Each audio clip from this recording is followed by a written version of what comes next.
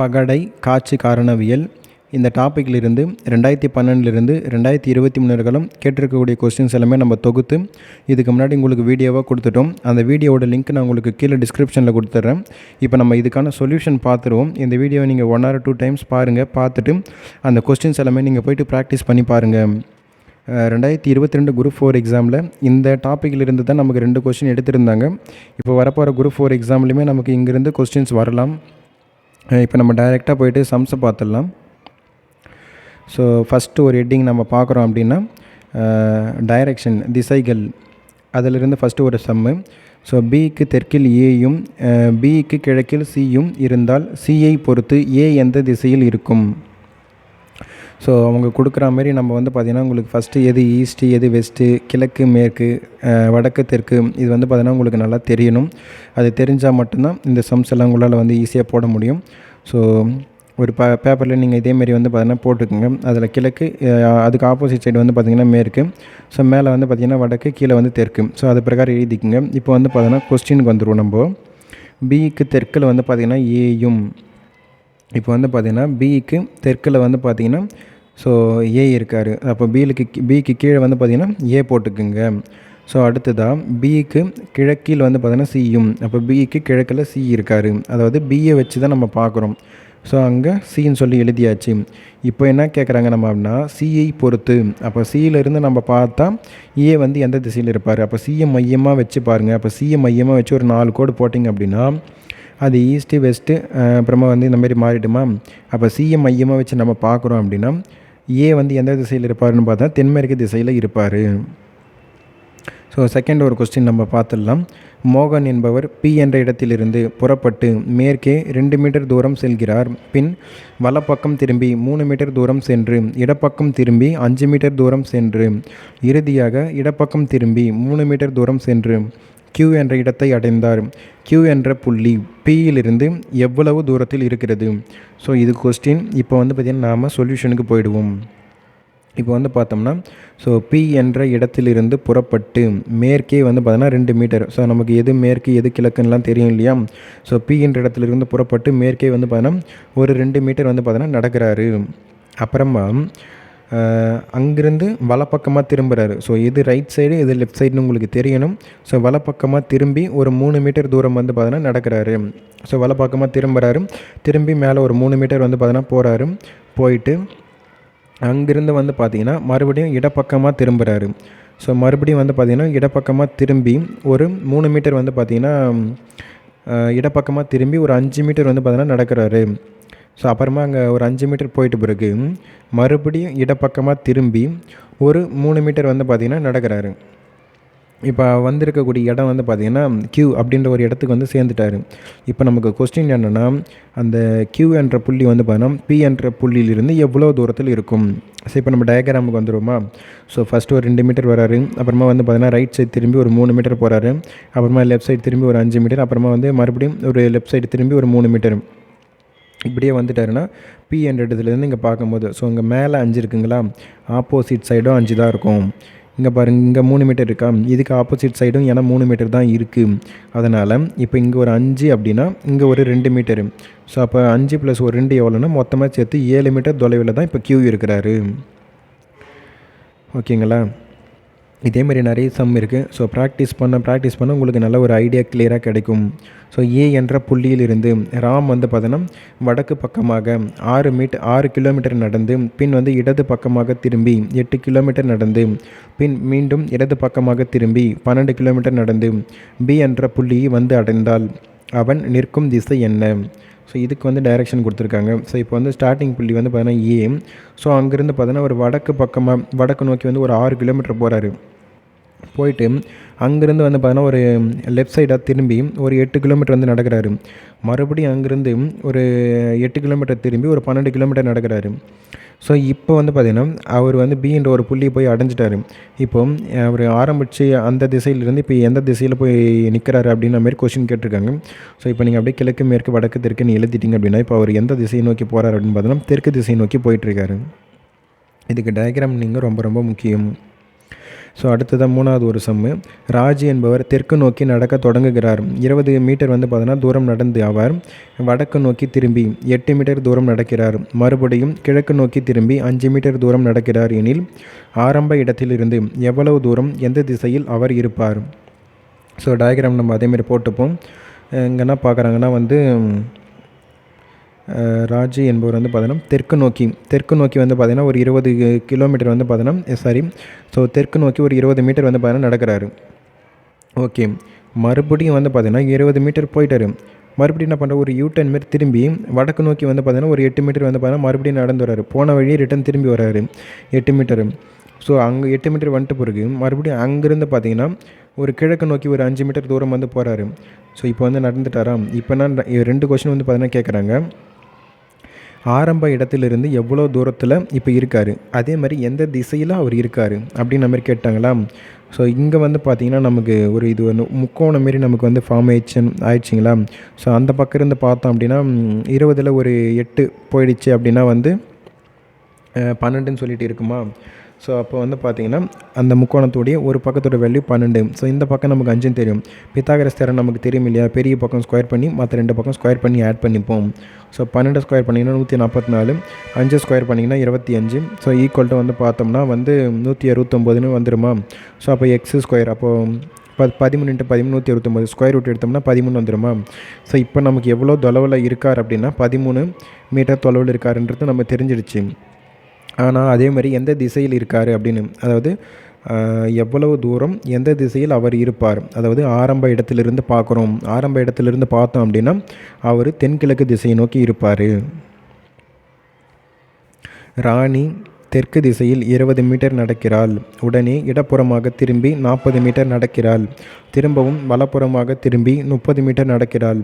திரும்பவும் வலப்புறமாக திரும்பி 40 மீட்டர் நடக்கிறாள் எனில் தொடக்கத்திலிருந்து இறுதிக்கான குறைந்தபட்ச தூரத்தை கண்டுபிடி. ஸோ பார்த்துருவோம். ஃபஸ்ட்டு நம்ம தெற்கு நோக்கி 20 மீட்டர் வந்து பார்த்தோன்னா வராங்க. உடனே வந்து பார்த்தோன்னா ஒரு லெஃப்ட் சைடாக வந்து பார்த்தோன்னா திரும்பி ஒரு 40 மீட்டர் நடக்கிறாங்க. மறுபடியும் வலதுபுறமாக திரும்பி ஒரு 30 மீட்டர் வராங்க. மறுபடியும் ஒரு வலதுபுறமாக திரும்பி ஒரு 40 மீட்டரு. ஸோ வந்து பார்த்திங்கன்னா கடைசியாக ஒரு புள்ளிக்கு வந்து பார்த்தோன்னா வந்துட்டாங்க. இப்போ என்ன கேட்குறாங்கன்னா கொஸ்டின்னு, தொடக்கத்தில் இருந்து இறுதிக்கான குறைந்தபட்ச ஒரு தூரம், ஆரம்பத்திலிருந்து இப்போ எண்டிங்க வந்துட்டாங்க. ஸோ இதனுடைய மொத்த தூரம் தான் நமக்கு கேட்குறாங்க. இப்போ நீங்கள் டயக்ராம் பார்த்தீங்கன்னா தெரியும். ஸோ ஆரம்பத்தில் தெற்கு நோக்கி வந்து ஒரு 20, அப்புறமா வந்து பார்த்தோன்னா ஒரு லெஃப்ட் சைடு வந்து பார்த்தோன்னா திரும்பி 40, மறுபடியும் வந்து பார்த்தோன்னா ரைட் சைடு திரும்பி ஒரு 30, மறுபடியும் ஒரு அப்படியே வந்து பார்த்திங்கன்னா ரைட் சைடு திரும்பி ஒரு 40. ஸோ அப்படி வந்துட்டாங்கன்னா வச்சுக்கோங்க, மேலே இருந்து பார்த்தோம்னா ஒரு 20 ஃபஸ்ட்டு புள்ளிக்கு. ஸோ அடுத்து பாருங்கள், இப்போ மேலே இங்கே 40 இருக்குது. அப்போ இங்கே 30னா அதுக்கு ஆப்போசிட் சைடும் எவ்வளோ இருக்கணும்? 30 தானே இருக்கணும். ஸோ அப்போ 20 + ஒரு 30 ஆட் பண்ணோன்னா 50 மீட்டரு. ஒரு மனிதன் தெற்கு பக்கமாக 30 மீட்டர் நடந்த பின் இடது பக்கமாக திரும்பி 50 மீட்டர் நடந்து பின் வந்து மீண்டும் இடது பக்கமாக திரும்பி 30 மீட்டர் நடந்து உள்ளான் எனில் அவன் ஆரம்பித்த இடத்திலிருந்து எவ்வளவு தூரம் நடந்துள்ளான்? ஸோ இப்போ நமக்கு போய்டும் கொஸ்டினுக்கு. ஃபஸ்ட்டு வந்து பார்த்திங்கன்னா தெற்கு பக்கமாக நடந்து ஒரு 30 மீட்டரு, மறுபடியும் வந்து பார்த்திங்கன்னா ஒரு இடது பக்கமாக திரும்பி ஒரு 50, மறுபடியும் வந்து இடது பக்கமாக திரும்பி ஒரு 30 மீட்டரு. இப்போ என்ன கேட்குறாங்கன்னா ஆரம்ப இடத்துலேருந்து எவ்வளோ தூரத்துலன்னு கேட்குறாங்க. ஸோ இங்கே பாருங்கள், இது 30னா அதுக்கு ஆப்போசிட் 30, அப்போ இங்கே 50னா அப்போ மேலே 50. அப்போ ஆரம்பத்துலேருந்து பார்த்தோம்னா ஒரு 50 மீட்டர் தள்ளி தான் அவர் இருப்பார். ஸோ ஒரு பறவை மேற்கு திசையில் 200 மீட்டர் பறந்து வலதுபுறம் திரும்பி அதாவது ஒரு பறவை வந்து மேற்கு திசையில் வந்து 200 மீட்டர் பறந்தது, வலதுபுறம் திரும்பி மேலும் 100 மீட்டர் பறக்கிறது. பின்னர் கிழக்கே திரும்பி ஒரு 300 மீட்டர் பறந்தது. பின் வந்து திரும்பி மறுபடியும் வந்து பார்த்திங்கன்னா தெற்கு திசையில் ஒரு 100 மீட்டர் பறக்கிறது. ஆரம்ப புள்ளியிலிருந்து பறவை எவ்வளவு தூரத்தில் உள்ளது? ஸோ நம்ம டயக்ராமுக்கு வந்துடுவோம். ஃபஸ்ட்டு ஒன்று பார்த்தோம்னா இந்த பறவை வந்து பார்த்தோன்னா மேற்கு திசையில் ஒரு 200 மீட்டர் வந்து பார்த்தோன்னா போகுது. ஸோ அதுக்கப்புறமா வந்து பார்த்தோன்னா வலதுபுறமாக திரும்பி ஒரு 100 மீட்டர் வந்து பறக்குது. அப்புறமா அங்கேருந்து கிழக்கு திரும்பி ஒரு 300 மீட்டர் வந்து பார்த்தோன்னா பறக்குது. அப்புறமா மறுபடியும் வந்து என்ன பண்ணுதுன்னா ஒரு தெற்கு திசையை நோக்கி வந்து பார்த்திங்கன்னா ஒரு 100 மீட்டர் வந்து பார்த்திங்கன்னா பறக்குது. ஸோ இப்போ என்ன கேட்குறாங்கன்னா, அது ஆரம்ப புள்ளியிலேருந்து பறவை எந்த தூரத்தில் இருக்குதுன்னு பார்த்துருவோமா? ஸோ இங்கே பாருங்கள், அந்த 300 வந்து பார்த்திங்கன்னா 200 + ஒரு 100ன்னு எழுதுவோமா? ஏன் அப்படின்னா, இங்கே 100, அதுக்கு ஆப்போசிட் சைடு 100, மேலே 200 கீழே 200ன்னும் போது சரி பக்கத்தில் இங்கே 100ன்னு போட்டோம்னா நமக்கு ஆரம்ப இடத்துலேருந்து இப்போ வந்துக்கூடிய இடமும் இது 100ன்னு சொல்லி கிடச்சிரும். So answer is equal to 100. Ragini வடக்கு திசையை நோக்கி 5 கிலோமீட்டர் நடந்து இடதுபுறம் திரும்பி மேலும் 7 கிலோமீட்டர் நடக்கிறாள். மீண்டும் இடதுபுறம் திரும்பி 3 கிலோமீட்டர் நடக்கிறாள். கடைசியாக எந்த திசையை நோக்கி நடக்கிறாள்? ஸோ டயக்ராமுக்கு வந்துடுவோம். ஃபஸ்ட்டு வடக்கு நோக்கி 5 கிலோமீட்டர் போகிறாங்க. அப்புறமா லெஃப்ட் சைடு திரும்பி ஒரு 7 கிலோமீட்டர் வந்து போகிறாங்க. மறுபடியும் ஒரு லெஃப்ட் சைடு திரும்பி ஒரு 3 கிலோமீட்டர் வராங்க. கடைசியாக வந்து பார்த்தீங்கன்னா எந்த திசையை நோக்கி அவங்க நடக்கிறாங்க? ஸோ இப்போ பார்த்தீங்கன்னா ஃபஸ்ட்டு வடக்கு நோக்கி போகிறாங்க, அப்புறமா மேற்கு நோக்கி போகிறாங்க, மறுபடியும் தெற்கு நோக்கி தானே வராங்க. ஸோ அப்போ ஆன்சர் இஸ் ஈக்குவல் டு தெற்கு. ஸோ இதில் பொறுத்தவரையில் நீங்கள் டைரெக்ஷனில் வந்து நல்லா கொஞ்சம் கிளியராக இருங்க. அதேமாரி எது கிழக்கு, எது மேற்கு, எது வடக்கு, தெற்குன்னு தெரியணும். அதேமாரி நீங்கள் வடக்கு நோக்கி போகிறாங்கன்னா உங்களுக்கு எது லெஃப்ட்டு எது ரைட்டுன்னு சொல்லிட்டு ஷார்ப்பாக தெரியணும். தெற்கு நோக்கி போகிறோம்னா நமக்கு எது லெஃப்ட்டு ரைட்டுன்னு சொல்லிட்டு தெரியணும். ஸோ நம்ம டயக்ராம் பொறுத்தவரைக்கும் பார்த்தோம்னா நமக்கு பேப்பரில் அப்படியே நம்ம எழுதுகிறோன்னா வடக்கு நோக்கி போகும்போது நம்மளை பார்த்த மாதிரி தான் இருக்கும். ஸோ நமக்கு ரைட் ஹேண்டு தான், ஸோ லெஃப்ட் ஹேண்டு தான், அதனால் நமக்கு திரும்ப தோணி பிரச்சனை கிடையாது. ஆனால் தெற்கு நோக்கி போகும்போது வந்து பார்த்தீங்கன்னா அதுக்கு ஆப்போசிட் சைடில் நம்ம இருக்கிறோம். ஸோ இதெல்லாம் வந்து பார்த்தீங்கன்னா நீங்கள் எக்ஸாமில் போய் போட்டு பார்த்துக்கலாம் அப்படின்ற மாதிரிலாம் இருக்காமல் முன்கூட்டியே நம்ம ப்ரிப்பேர்டாக இருக்கணும். ஸோ அடுத்ததாக ஒரு சம் ஒன்று பார்ப்போம். Venn diagram. ஸோ வென் படத்தை பற்றி ஒரு டாப்பிக் நம்ம கொடுத்துருக்காங்க. ஒரு 2 சம்ஸ் இதில் இருக்கும், இதை பார்த்துட்டு போயிடுவோம். ஸோ ஆங்கிலம், லத்தீன், கிரேக்கம் ஆகிய 3 வார்த்தைகளை சரியாக வெளிப்படுத்தும் கீழே உள்ள படம் எதுன்னு சொல்லி கேட்டிருக்காங்களா. ஸோ 3 மொழிகள் கொடுத்துட்டாங்க, அதுக்கு ரிலேஷன் பார்க்குறாங்க. ஸோ ஆங்கிலன்றது தனி மொழி தான், லத்தீன் அப்படின்றது ஒரு தனி மொழி தான், கிரேக்கன்றது ஒரு தனி மொழி தான். 3மே டிஃப்ரெண்ட் லாங்குவேஜ். அப்போ 3மே எது கூடவும் வந்து பார்த்தீங்கன்னா மிங்கில் ஆகாது. ஸோ அதனால் வந்து பார்த்தீங்கன்னா அந்த 3 முட்டை அப்படியே போட்டுக்குங்க, அவ்வளோதான். கீழே உள்ள படங்களில் வந்து பார்த்தோன்னா எந்த எண் அனைத்து வடிவ படங்களிலும் இடம்பெற்றுள்ளது. ஸோ எல்லாத்துலேயும் வந்து பார்த்தோன்னா கவர் ஆகக்கூடிய ஒரு நம்பர் கேட்டிருக்காங்க. எல்லாத்துலேயும் எது கவர் ஆகுதுன்னு பார்த்தோம்னா 2ன்ற நம்பர் தான் கவர் ஆகும். ஸோ இப்போ பார்த்தீங்கன்னா தெரியும், நமக்கு வந்து சர்க்கிளுக்குள்ளவும் 2 இருக்குது, செவ்வகத்துக்குள்ளேயும் 2 இருக்குது, முக்கோணத்துக்குள்ளே 2 இருக்குது. ஸோ அப்போ 2 தான் நமக்கு அதுக்கு ஆன்சரு. ஸோ அடுத்த ஒரு டாபிக் இது கவுண்டிங் ஃபிகர்ஸ் பற்றி கேட்பாங்க, ஃபிகர் ஆஃப் கவுண்டிங் சொல்லுவாங்க. ஸோ படங்களை எண்ணுதல். கீழே கொடுக்கப்பட்டுள்ள படத்தில் எத்தனை முக்கோணங்கள் உள்ளன?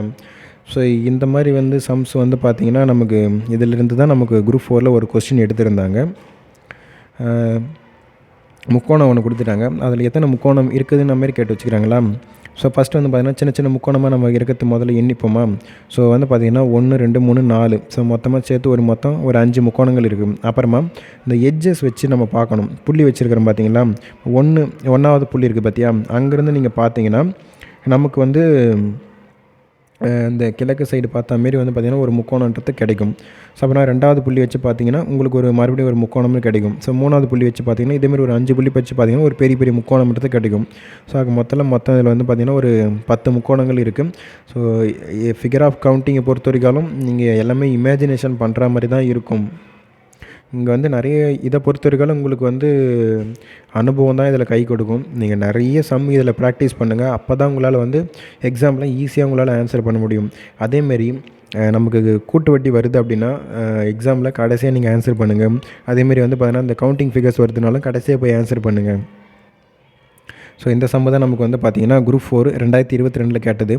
ஸோ கீழ்கண்ட வரைபடத்தில் எத்தனை முக்கோணங்கள் உள்ளன? ஸோ இந்த டயக்ராம் ஒன்று கொடுத்துட்டாங்களா. ஃபஸ்ட்டு வந்து குட்டி குட்டியாக இருக்கிறது முதல்ல நம்ம கன்சிடர் பண்ணிவிடுவோம். ஸோ 1 நம்பர் போட்டிருக்கிறது மட்டும் பாருங்களேன், 1 அது ஒரு முக்கோணமாக, 2வது ஷேப்பில் இருக்கிறது ஒரு முக்கோணம் தான், 3 ஒரு முக்கோணம். ஸோ 4 5 6 7, ஸோ மொத்தமாக சேர்த்தோம்னா ஒரு 7 முக்கோணம் நமக்கு வந்து வெளியே நல்லா கிளியராக தெரியுது. ஸோ அதனால் அப்படியே எழுதிக்கணும். ஸோ அடுத்ததாக வந்து பார்த்தோம்னா நான் வந்து ஒரு பெரிசா ஒரு பாக்ஸை மட்டும் கன்சிடர் பண்ணிக்கிறேன். ஸோ 1ன்ற ஒரு இது பார்த்தீங்கன்னா உள்ளே இருக்கிற கோடில் நான் எடுத்துகிட்டு பார்க்கும்போது வந்து பார்த்திங்கன்னா இது ஒரு முக்கோணம் மாதிரி உங்களுக்கு தெரியுதுங்களா. ஸோ அப்புறமா 2ன்றது ஒரு முக்கோணமாக வரும், 3ன்றது ஒரு முக்கோணமாக வரும். ஸோ அப்போ இங்கே இப்படி பார்த்தோம்னா ஒரு முக்கோணமாக 3 முக்கோணம் இருக்குது. ஸோ அடுத்ததாக வந்து பார்த்தோம்னா அந்த கிராஸ் லைன் இருக்குது பார்த்தீங்களா. ஸோ இந்த மாதிரி ஒரு டயக்ராம் நீங்கள் கன்சிடர் பண்ணி பார்த்தீங்க அப்படின்னா ஸோ அந்த எட்ஜஸ் எல்லாம் நீங்கள் வச்சு பார்த்தோம்னா ஸோ இங்கே ஒரு 2 முக்கோணம் மாரி வரும். ஸோ அதுக்கு அடுத்ததாக வந்து பார்த்தோம்னா வந்து ஸோ ஒரு செவ்வகம் மாரி போட்டுக்குங்க. அதில் நீங்கள் பார்த்தீங்கன்னா அந்த டாட் லைனில் வச்சு பார்த்தீங்கன்னா உங்களுக்கு அந்த ஒரிஜினல் டயக்ராம் வரும். ஸோ அந்த டாட் லைனில் விட்டுட்டு நீங்கள் பார்த்தீங்கன்னா இது ஒரு முக்கோணம் மாரி தெரியும். ஒன்று ஒரு பார்த்தீங்கன்னா ஒரு முக்கோணம் தெரியும். 2 ஒரு பார்த்தீங்கன்னா 2 நம்பர் பார்த்தீங்கன்னா அது ஒரு முக்கோணம் மாரி உங்களுக்கு இருக்கும். ஸோ அடுத்ததாக ஒரு லாஸ்ட்டு ஒன்று பார்த்தீங்கன்னா தெரியும். ஸோ ஒரு பீட்சா வந்து பார்த்திங்கன்னா கட் பண்ணி போட்டால் அந்த மாதிரி சின்னதாக இருக்குமா. ஸோ அப்போ அது வந்து பார்த்திங்கன்னா ஒரு முக்கோணம் மாதிரி இருக்குதுங்களா. ஸோ அப்போ மொத்தமாக எத்தனை முக்கோணம் இருக்குதுன்னு நீங்கள் கவுண்ட் பண்ணிங்கன்னா 15 முக்கோணங்கள் இருக்குது. இது வந்து கொஞ்சம் டிஃபிகல்ட்டாக தான் இருக்கும். இதை பொறுத்த வரைக்கும் நம்ம இமேஜினேஷன் பண்ணி தான் நம்ம வந்து பார்த்திங்கன்னா கண்டுபிடிக்கிற மாதிரி இருக்கும். ஸோ அடுத்த ஒரு சம்மு பார்ப்போம். கீழ்காணும் படத்தில் உள்ள மொத்த செவ்வகங்களின் எண்ணிக்கையானது. ஸோ ஒரு கொடுத்துட்டாங்க. இதில் மொத்தம் எவ்வளோ செவ்வகம் இருக்குதுன்னு சொல்லிட்டு கேட்குறாங்க. ஸோ ஃபஸ்ட்டு நம்ம வெளியே இருக்கிறது கவுண்ட் பண்ணிப்போம். 1 2 3 4 5 6. ஸோ ஃபஸ்ட்டு கவுண்ட் பண்ணிங்கன்னா 8 இருக்குமா. ஸோ அடுத்து இந்த கீழே பாக்ஸ் போட்டுக்கிறதுல அதை விட்டுடுங்க. அதெல்லாம் பார்த்தீங்கன்னா உங்களுக்கு கன்ஃபியூஷன் ஆகிடும். நம்பர் போட்டுக்கிறத வச்சு நம்ம இப்போ செக் பண்ணுவோமா. 3வது 4 நான் நம்பர் சொல்கிறத மட்டும் நீங்கள் கவுண்ட் பண்ணி பாருங்கள். அது ஒரு செவ்வகம் மாதிரி வருதான்னு மட்டும். 3 4 6 5. இதை நீங்கள் கவுண்ட் பண்ணி இதை பார்த்தீங்கன்னா இது ஒரு செவ்வகம் மாரி தெரியுதுங்களா உங்களுக்கு ஒரு ஷேப்பு. அப்போ ஒரு செவ்வகம் இது இருக்குது. அடுத்ததாக 1 2 3 8 7. ஸோ இது பாருங்கள் இது ஒரு செவ்வகம் மாதிரி இருக்குதுங்களா. அப்போ இது ஒரு செவ்வகம். ஸோ அடுத்ததாக பார்த்தீங்கன்னா 1 2 3 4 5 6 7 8. ஸோ இது மொத்தமாக பெருசாக ஒரு செவ்வகம் நமக்கு இருக்குதுங்களா. ஸோ அப்போ இங்கே ஒரு 3 செவ்வகம் வந்துடுச்சு. ஸோ அடுத்ததாக பார்த்தீங்கன்னா 3வது 4வது இந்த 2 நம்பர் மட்டும் ஆட் பண்ணிங்களா. ஸோ ஒரு செவ்வகம் வந்துச்சு. ஸோ அடுத்ததாக 2வது 3வது 4வது ஆட் பண்ணுங்க பார்க்கலாம். இது ஒரு நமக்கு ஒரு செவ்வகம் மாதிரி இருக்குதுங்களா. அடுத்தது 1 2 இதை ஆட் பண்ணி பாருங்கள். அந்த ஒரு சைஸ் மட்டும் பார்த்தோம்னா ஒரு செவ்வகம் மாதிரி வருதுங்களா. அடுத்ததாக 5வது 6வது அதை மட்டும் நீங்கள் பாருங்கள். அது ஒரு செவ்வகம் மாதிரி இருக்குதுங்களா. அதுக்கு அடுத்தது 8 7 இது ஒரு செவ்வகமாச்சா. ஸோ 6 7 8 இப்படி பார்த்தாலும் ஒரு செவ்வகம் நமக்கு வருதுங்களா. ஸோ 5 6 7 8. ஸோ இப்படி பார்த்தாலும் இது ஒரு செவ்வகமாக இருக்குது. அதேமாதிரி நீங்கள் பார்த்தீங்கன்னா நான் இப்போ 1 + 2 ஒரு செவ்வகம் மாரி போட்டிருக்கேன். இதே நம்பரே நான் வேற எங்கேயும் நான் ரிப்பீட்டடாக ஆக்கவும் இல்லை. புரியுதுங்களா. ஆக மொத்தத்தில் எல்லாமே எனக்கு தனித்தனியாக தான் வந்திருக்குது. ஸோ இவ்வளோ செவ்வகம் இருக்குது. ஒரே நம்பரே நான் எங்கேயுமே ரிப்பீட்டடாக ஆக்கியும் நான் காட்டலை நான். ஸோ இப்போ மொத்தமாக நம்ம கவுண்ட் பண்ணோம் அப்படின்னு பார்த்தோம்னா மொத்தம் சேர்த்து ஒரு 19 செவ்வகம் சொல்லிட்டு நமக்கு வரும். ஸோ இந்தமாரி டயக்ராம் நமக்கு கொடுக்குறாங்க அப்படின்னா வந்து மேக்ஸிமம் நம்பர் போட்டே நீங்கள் கவுண்ட் பண்ணி பாருங்கள். உள்ளே நீங்கள் வந்து பார்த்தீங்கன்னா அதை அப்படியே வந்து தனித்தனியாக எடுத்து ஸ்ப்ளிட் பண்ணதை விட நம்பர் போட்டு இத்தனை இருக்குது அப்படின்ற மாதிரி கவுண்ட் பண்ணிக்கோங்க. அது வந்து கொஞ்சம் ஈஸியாக இருக்கும். மேலே இருக்கக்கூடிய ஒரு முக்கோணம் நம்ம ஃபஸ்ட்டு பார்த்த சமூகம் இதேமாரி நம்பர் போட்டு கவுண்ட் பண்ணி பாருங்கள் கரெக்டாக வருதானு. கீழே உள்ள படத்தில் எத்தனை முக்கோணங்கள் உள்ளன. ஒரு முக்கோணம் ஒன்று கொடுத்தாச்சு. அதில் எத்தனை இருக்குன்னு சொல்லுவாங்க. சரி நம்ம என்ன பண்ணுவோம், கொடுத்த மாதிரி நம்பர் எடுத்து போட்டுப்போமா. மொத்தம் வெளிப்படையாக நம்ம பார்த்தோம்னா ஒரு 9 முக்கோணமே இருக்குது.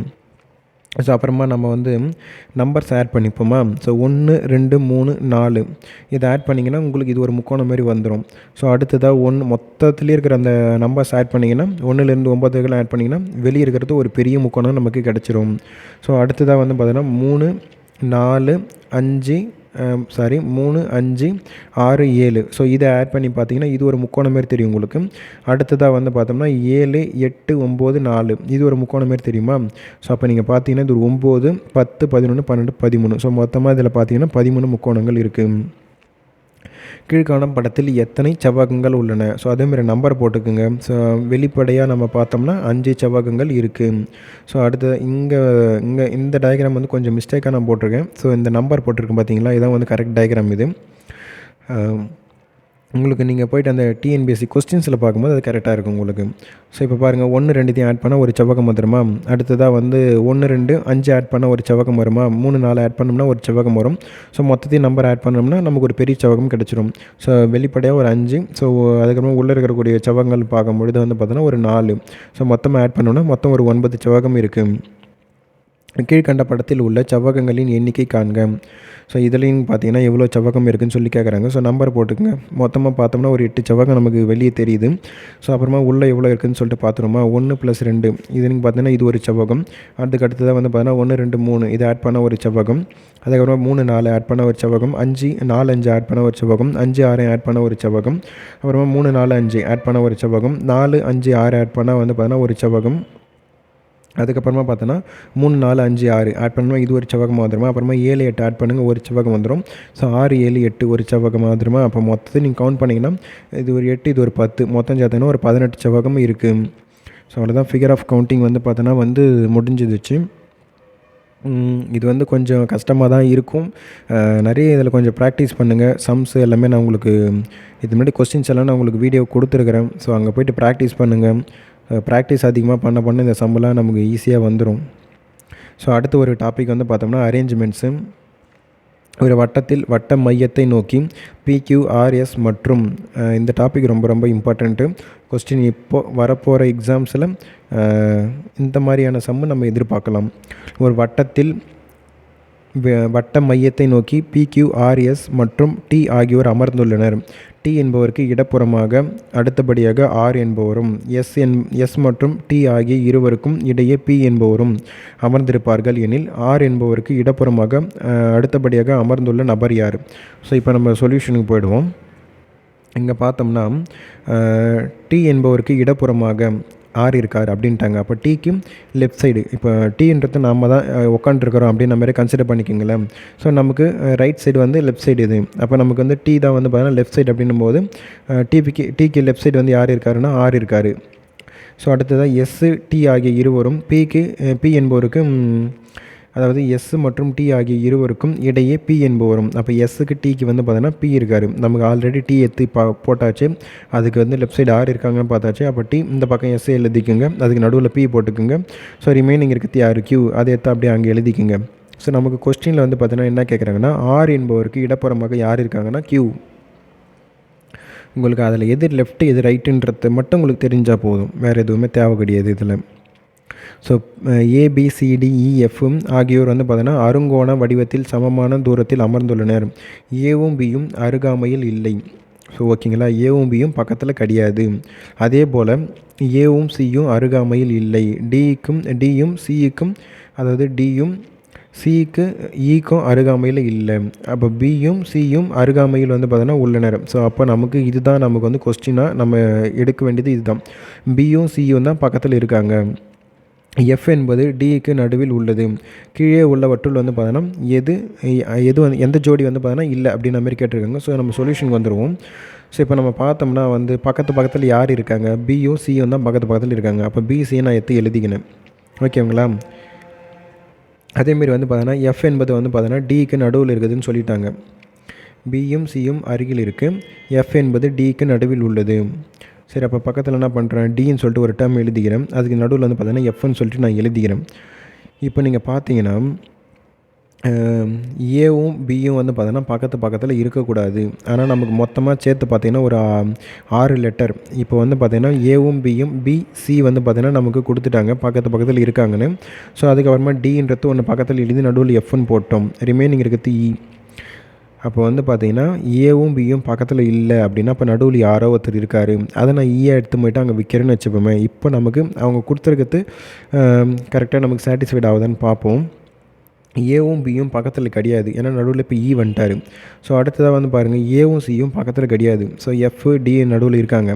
ஸோ அடுத்ததாக வந்து பார்த்தோம்னா டி வந்து பார்த்தோன்னா சிக்கும் ஈக்கும் நடுவில் அருகாமையில் இருக்கான்னு பார்த்தோன்னா டி வந்து பார்த்தோன்னா சிக்கும் ஈக்கும் வந்து பார்த்தோன்னா பக்கத்தில் இருக்கான்னு பார்த்தோன்னா கிடையாது. சிக்கும் ஈக்கும் பக்கத்தில் டி இல்லை. அப்போ எல்லாமே வந்து பார்த்தோன்னா சாட்டிஸ்ஃபைடு ஆகுதுங்க. ஸோ எண்ணில் வந்து பார்த்தோன்னா கீழே உள்ளவற்றுள் எந்த ஜோடி இல்லை அப்படின்னு கேட்டுக்கிறாங்களா. இப்போ பாருங்கள், செகண்ட் ஆப்ஷன் பாருங்களேன். டியும் எஃப்பும் பக்கத்தில் இருக்குது. பியும் ஈயும் வந்து பார்த்தோன்னா பக்கத்தில் இருக்குது. சியும் எஃப்பும் பக்கத்தில் இருக்குது. ஆனால் ஏவும் எஃப்பும் மட்டும்தான் பக்கத்தில் இல்லை. அப்போ இந்த ஜோடி மட்டும்தான் நமக்கு இல்லாதது. அப்போ இதுதான் கரெக்ட் ஆன்சரு. அடுத்த ஒரு சம்மு. ஏபிசிடிஇ மற்றும் எஃப் ஆகிய 6 நபர்கள் வரிசையாக அமர்ந்துள்ளனர். பி எஃப் மற்றும் டிக்கு இடையிலும் இ ஏ மற்றும் சிக்கு வந்து பார்த்தோன்னா இடையிலும். அதாவது பி வந்து பார்த்தோன்னா எஃப் மற்றும் டிக்கு நடுவில் இருக்குதுன்னு சொல்லிட்டாங்க. இ வந்து பார்த்தோன்னா ஏ மற்றும் சிக்கு நடுவில் இருக்குதுன்னு சொல்லிட்டாங்க. ஏ என்பவர் எஃப்க்கோ அல்லது டிக்கோ அடுத்ததாக இல்லை. நல்லா ஞாபகம் வச்சுக்கணும், அடுத்ததாக தான் இல்லை. அந்த வார்த்தை ரொம்ப முக்கியம். சி ஆனவர் டிக்கு அடுத்ததாக இல்லை எனில் எஃப் என்பவர் எந்த 2 நபர்களுக்கு இடையில் உள்ளார். ஸோ நம்ம சொல்யூஷனுக்கு போயிடுவோம்.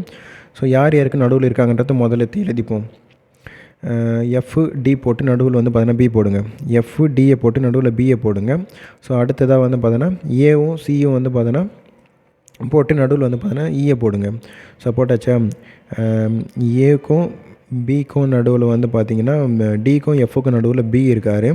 அடுத்ததாக வந்து ஏக்கும் சிக்கும் நடுவில் இ இருக்கார். இப்போ அதுக்கப்புறம் யார் யார் பக்கத்தில் இல்லை, யார் யார் அடுத்தபடியாக இல்லை அப்படின்றது நம்ம போய் பார்த்துட்டு வந்துடுவோமா. ஸோ ஏ என்பவர் வந்து பார்த்திங்கன்னா எஃப்க்கோ அல்லது டிக்கோ அடுத்தது இல்லை. இப்போ ஏ வந்து பார்த்திங்கன்னா எஃப்க்கு அடுத்ததாக இருக்கா பாருங்கள். ஏ வந்து பார்த்தோன்னா எஃப்க்கு அடுத்ததாக இருக்கா. ஸோ எஃப்க்கு அடுத்ததாக சி தான் இருக்குது, பி தான் இருக்குது. ஸோ சி தான் இருக்குது, ஸோ அங்கே கிடையாது.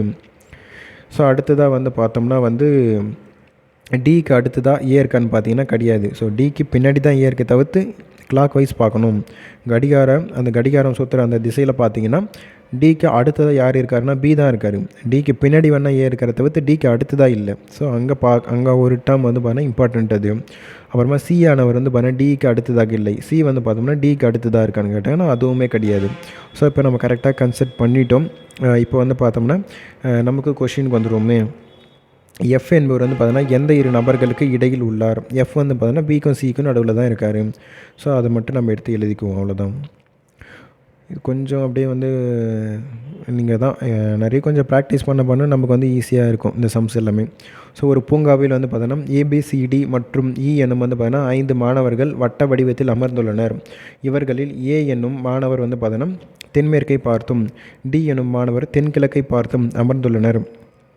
பி மற்றும் இ எனும் மாணவர்கள் ஏ மற்றும் டிக்கு வந்து பார்த்தா நேரெதிராக உள்ளனர். மேலும் சி எனும் மாணவர் டி மற்றும் பிக்கு வந்து பார்த்தா சமதொலைவில் இருப்பின் சி எனும் மாணவர் எத்திசையை நோக்கி இருப்பார். இப்போ என்ன சொல்கிறாங்க, டியை வந்து பார்த்திங்கன்னா தென்கிழக்கு திசையை நோக்கி இருக்கார். ஸோ டி வந்து பார்த்தீங்கன்னா அமர்ந்திருக்காரு. அப்படியே அவர் கண்ணால் பார்த்தா தென்கிழக்கு திசையை தெரியுது அவருக்கு. அதேமாரி வந்து பார்த்தீங்கன்னா ஏ இருக்கார். அவருக்கு வந்து பார்த்தோன்னா வந்து தென்மேற்கு திசை வந்து பார்த்திங்கன்னா அவருக்கு கிளியராக தெரியுது. ஸோ அவங்களுக்கு வந்து பார்த்தோன்னா வந்து பேரலாக யார் இருக்கா அப்படின்னு பார்த்தோம்னா பி மற்றும் இ இருக்காங்கன்னு சொல்லிட்டாங்க, எதிரெதிராக இருக்காங்க. அப்போ பி மற்றும் இ வந்து பார்த்தோன்னா அவங்களுக்கு எதிரெதிராக இருக்காங்கன்னு சொல்லிட்டு எழுதிக்கிறேன் நான். ஸோ அப்போ வந்து பார்த்தோன்னா டிக்கும் பிக்கும் சமதொலைவில் யார் இருக்காங்கன்னா சின்னு இருக்கார். அப்போ டிக்கும் பிக்கும் சமதொலைவில் யார் இருக்காங்கன்னா சி இருக்கார்.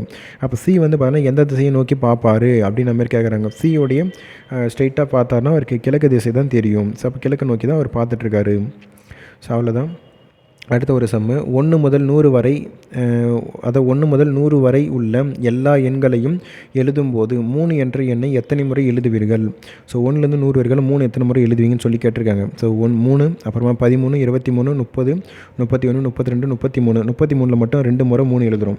ஸோ அங்கே ஞாபகம் வச்சுக்கோங்க. அப்படியே வந்து பார்த்தீங்கன்னா 100 வரைக்கும் பார்த்தீங்கன்னா ஒரு 93 இந்த மாதிரி எழுதுறீங்கன்னா சரி. இப்போ மொத்தம் எத்தனை 3 இருக்குது அப்படின்னு பார்த்தோம்னா ஒரு 20 வரும். 20 முறை வருது நமக்கு. 3 மட்டுமே நம்ம 1லேருந்து 100 வரைக்கும் பார்த்தோன்னா ஒரு 20 டைம்ஸ் எழுதுகிறோம். ஸோ அவ்வளோதான். அதுக்கப்புறமா வந்து பார்த்தீங்கன்னா தரவுகள் சம்மந்தப்பட்ட ஒரு சமூகனை நம்ம பார்ப்போம்.